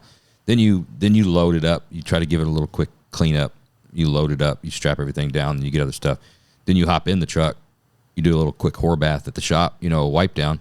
You jump in the truck, and you're driving across country. And you're driving. When the sun's down, you see the sun come up. You see the sun go down. You see it come back up, and you're still not where you got to be at. Then you get to the show. Then you start riding on adrenaline because you're like, oh, wow, this is awesome. You know, and you set everything up, and then you run the show the whole time. Then you also can't make good decisions while you're there, because then it's, you know, client dinner that night, and or so, hey, do this.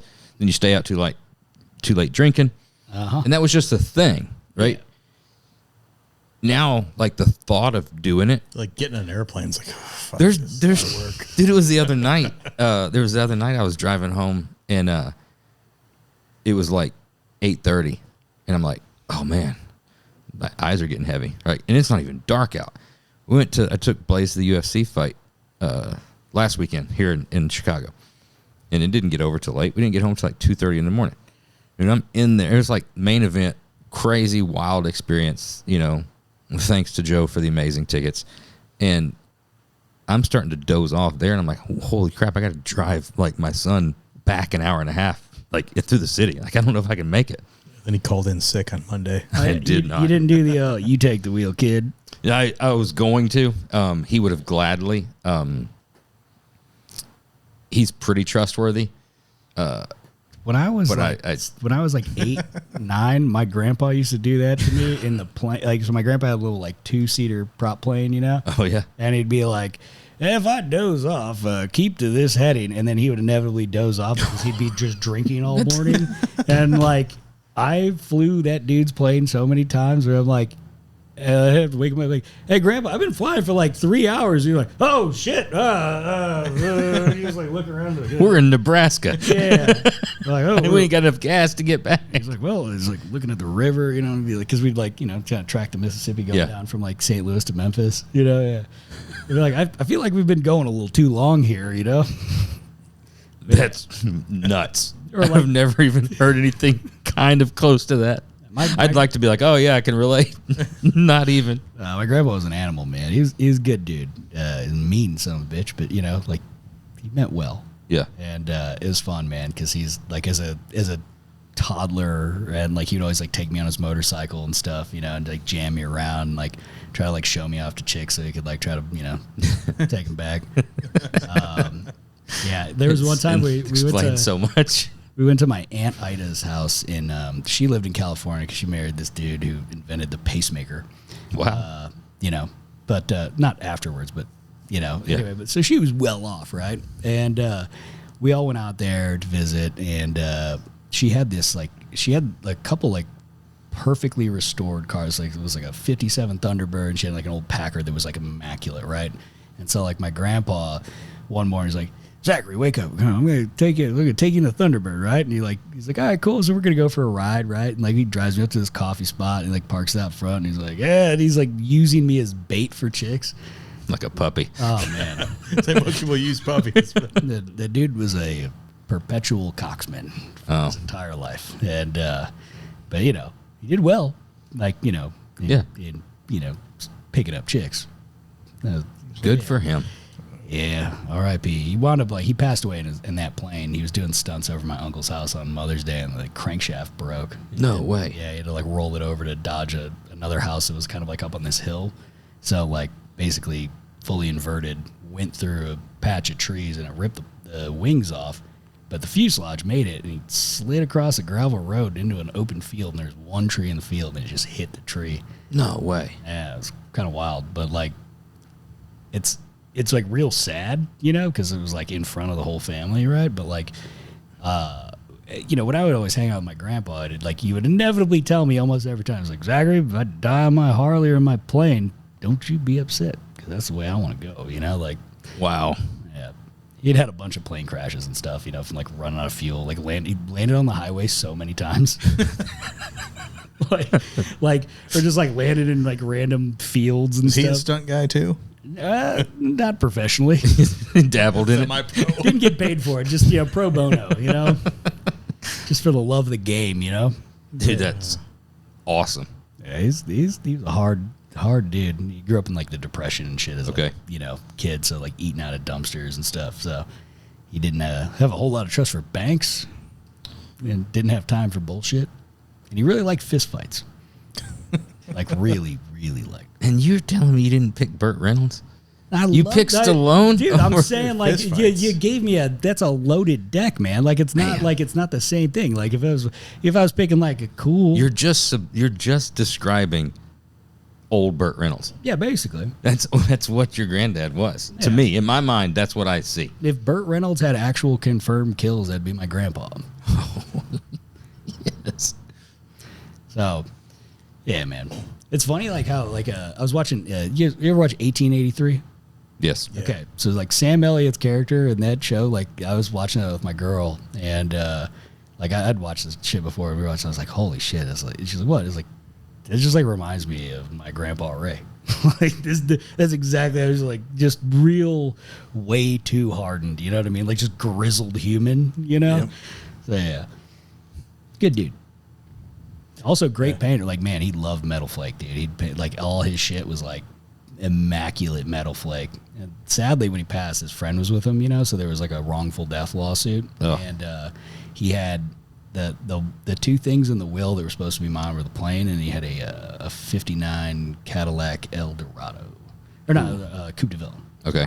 Convertible. Oh. That he had, he bought it originally from a junkyard way back in in the late 60s, and then he had two of them that he was real meticulous about his restorations and paint and shit, really good painter.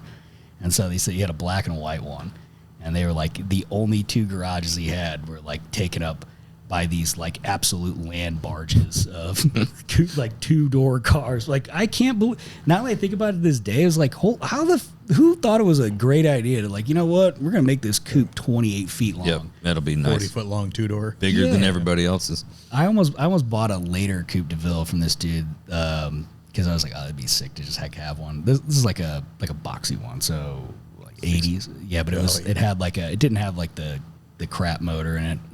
But I went and measured I live in a condo, right? And so I went and measured my parking spot, and I was like, this thing is 5 feet longer than my parking. I have a first gen Raptor, and I could only get a super cab.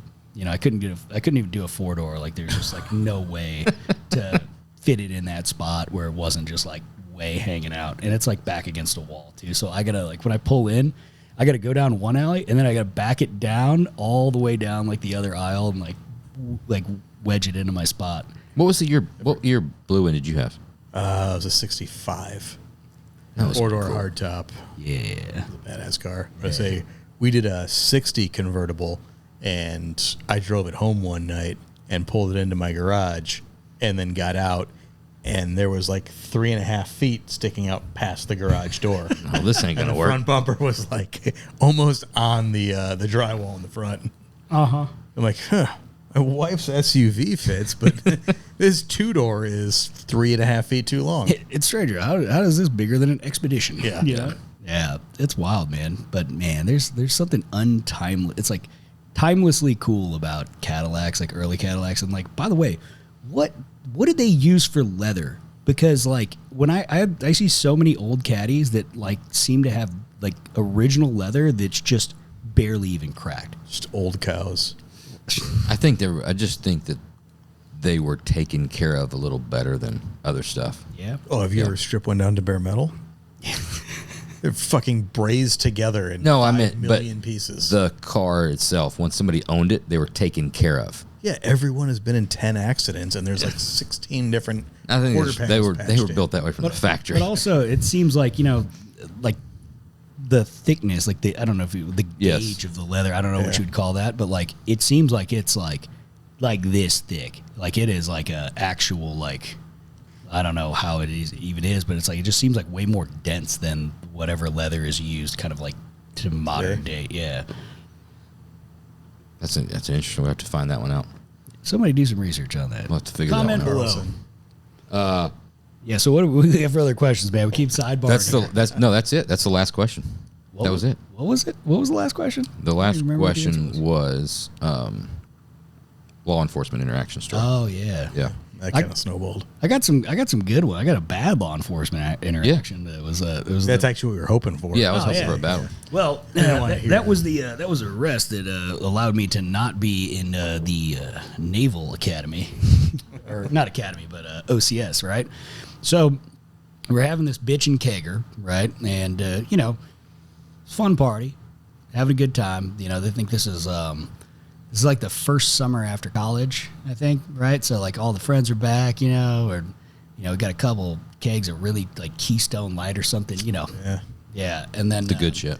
Yeah, I remember it was after so my dad showed up, and then he made everybody play flip cup with Jägermeister.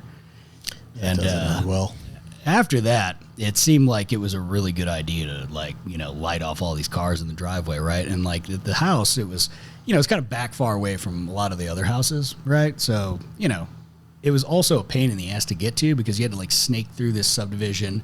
And this was like an old property that my dad had built this house on, and they had the property forever. But he built it, and then like kind of like suburbia kind of developed around it, but it was like, you know, it was kind of like remote and removed, but you know, a bitch to get to. Hence why the cops were also so mad when they got there. So we start lighting cars off, and everybody's got, you know, like I had like a 91 Bronco with a 351 with no cats or muffler. I think I had like a Dynamax race bullet on it, maybe, you know.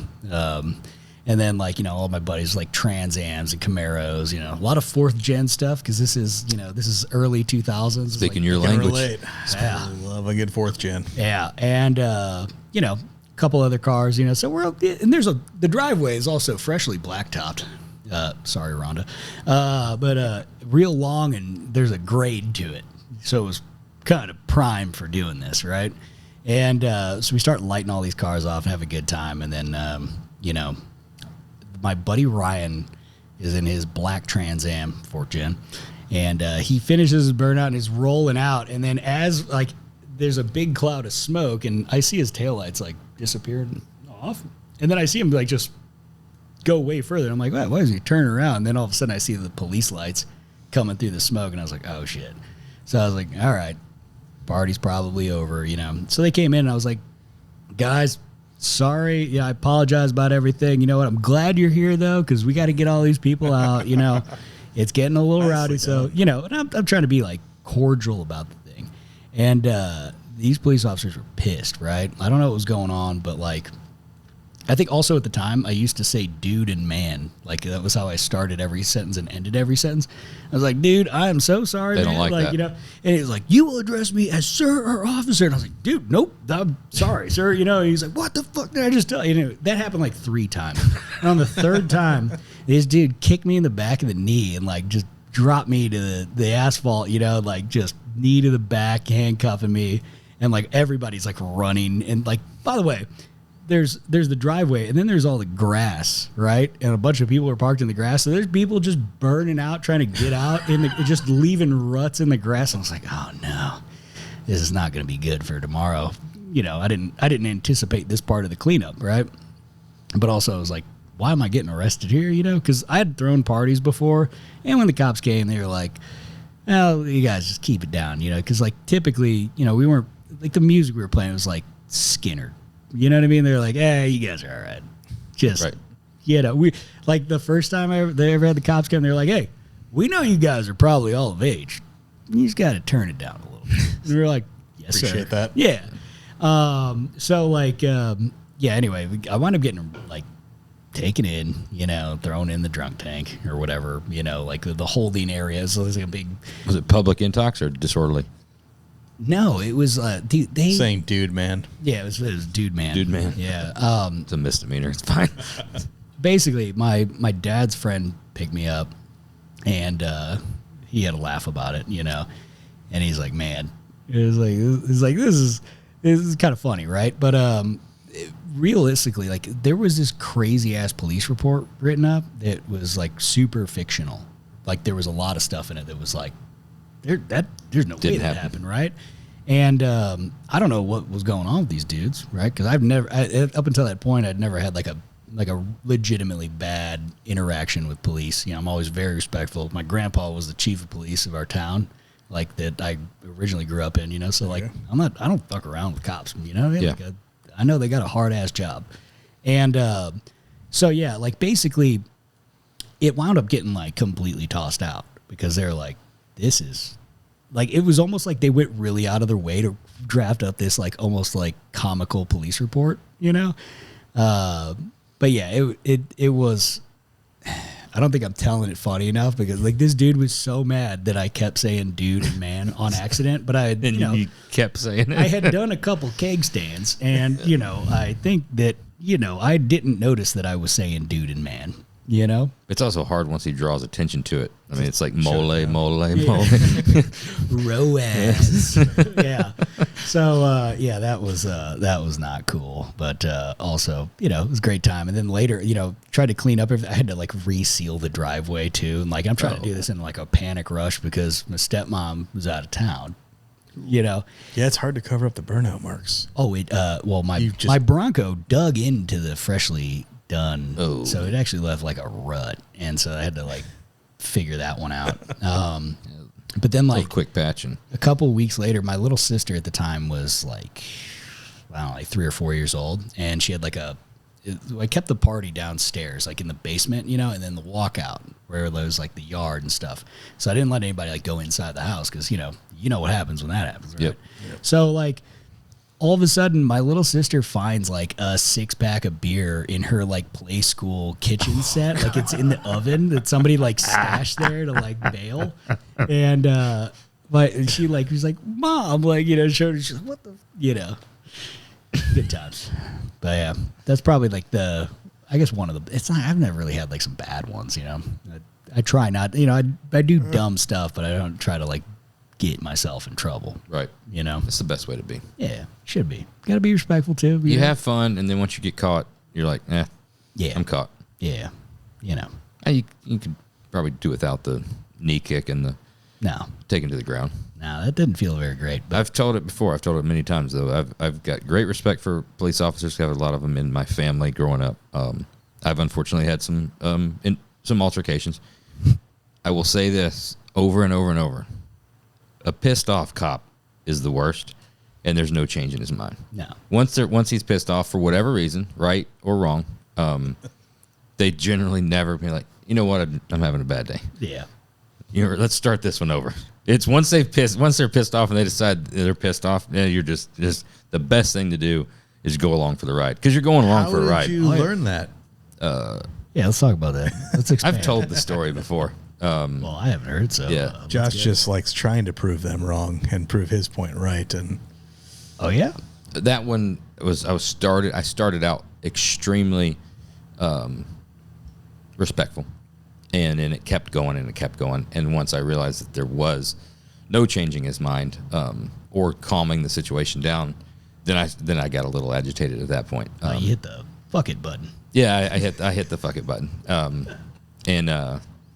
Yeah, so that's what I'm saying. A pissed off one too, and it's like I wish we've had, I mean, Justin from Dakota Digital, he was a former police officer, and we've had a lot of discussions with him. And again, we got family members that are, I still just don't understand, like, if you're pissed off and you've made the decision to arrest, just the act of arresting and taking me in and having to do all that, honestly, that is enough. If I'm not, I get it if somebody's like disorderly and they're trying to fight you and you're doing something like that. Yeah, take them to the fucking ground, face in the concrete, right? They deserve it. I would deserve it if I did that. If you're just mouthing, right, and you're going back and forth and you're having a disagreement, if you're pissed off, like the hogtie. Have you ever been hogtied? No, thank God. But I have hogtied somebody before. Yeah. I technically wasn't actually hogtied, but handcuffed, right, and then from the ground, handcuffed on your face from the ground, arms and legs picked up and tossed stomach first into the back. Dude, that is it. In the movies, you're like, look at that dude. In real life, that is uncomfortable. I would imagine. It was at the plastic back seat. Yeah, it was the hard plastic back seat. So it was like a slip. It was like a slip and slide all the way to the other side. I would pay to see that again. I hated it. I'll tell you what we should do. He ended up getting his. Finish this episode by doing that to him again. No, that's. Come on, I got you. I vowed to that will never happen again. Does Frank John still have the old cop car? We can borrow that. I don't know if he still has the old cop Tahoe. Years ago, but it happened. Again, too, another one of those like police report things. You're like, I was doing what? That's physically impossible. Like in the report, one thing I'll never forget.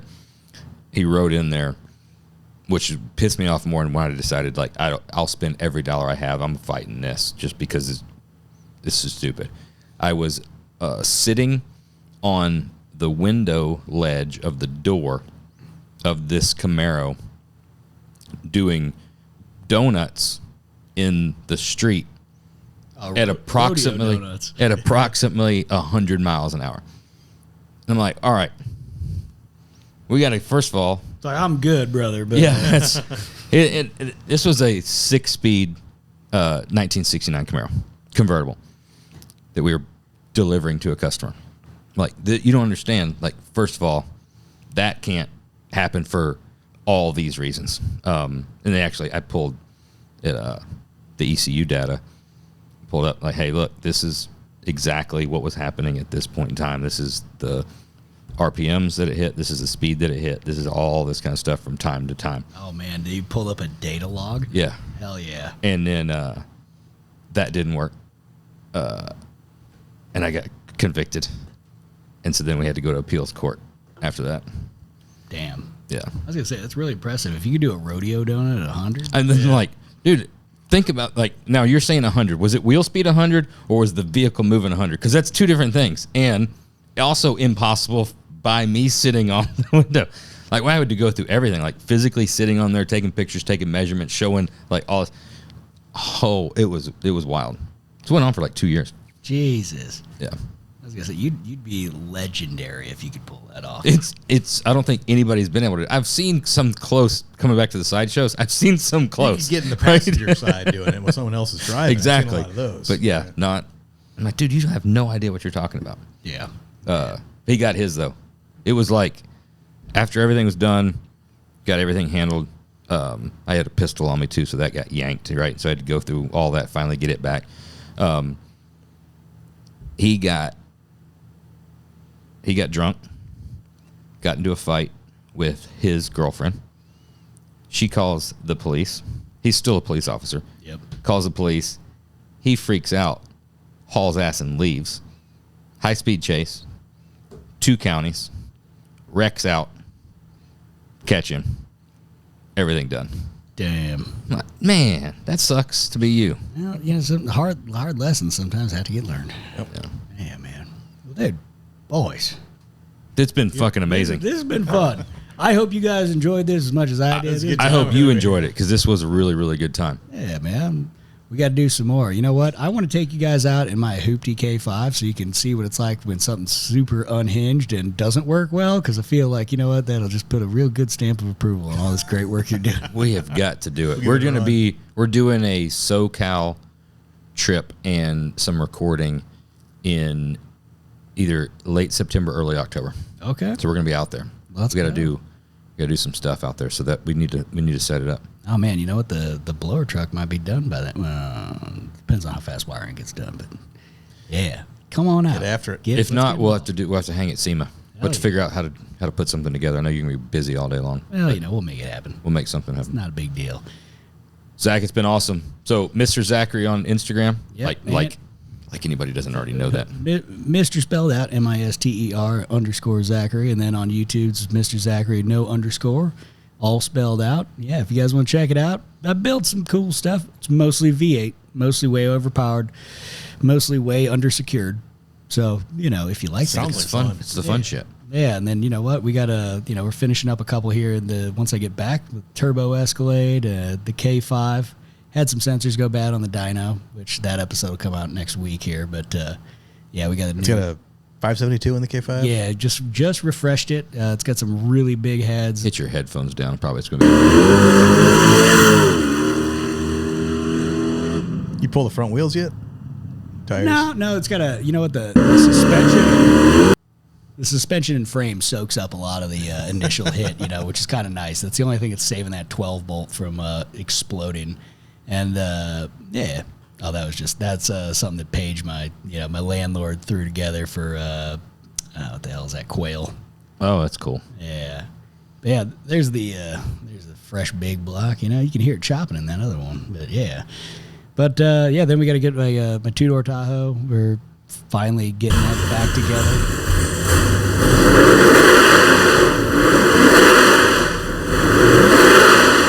Good grief. Just a little street motor, like it's not crazy. It's like 10-to-1. It made 861 on the water brake. So pretty good for a stock square body chassis on leaf springs. So yeah, man. And then we got some fresh stuff coming up for the Escalade. It's going to be real fun to show everybody. It's stupid. You gave us teasers. I can't wait for the rest of the world to see that. Oh, yeah. So it's going to be fun. I'm trying to get together like a day where I rent out a track and I can bring out a bunch of creators and let everybody go racing, maybe put some fun stuff up against one another, but, we'll see. We just got to work out all the time and stuff. So, dude, absolutely amazing time. Wish you nothing but the best of luck. Anything you ever need, we're here. We got to do this again.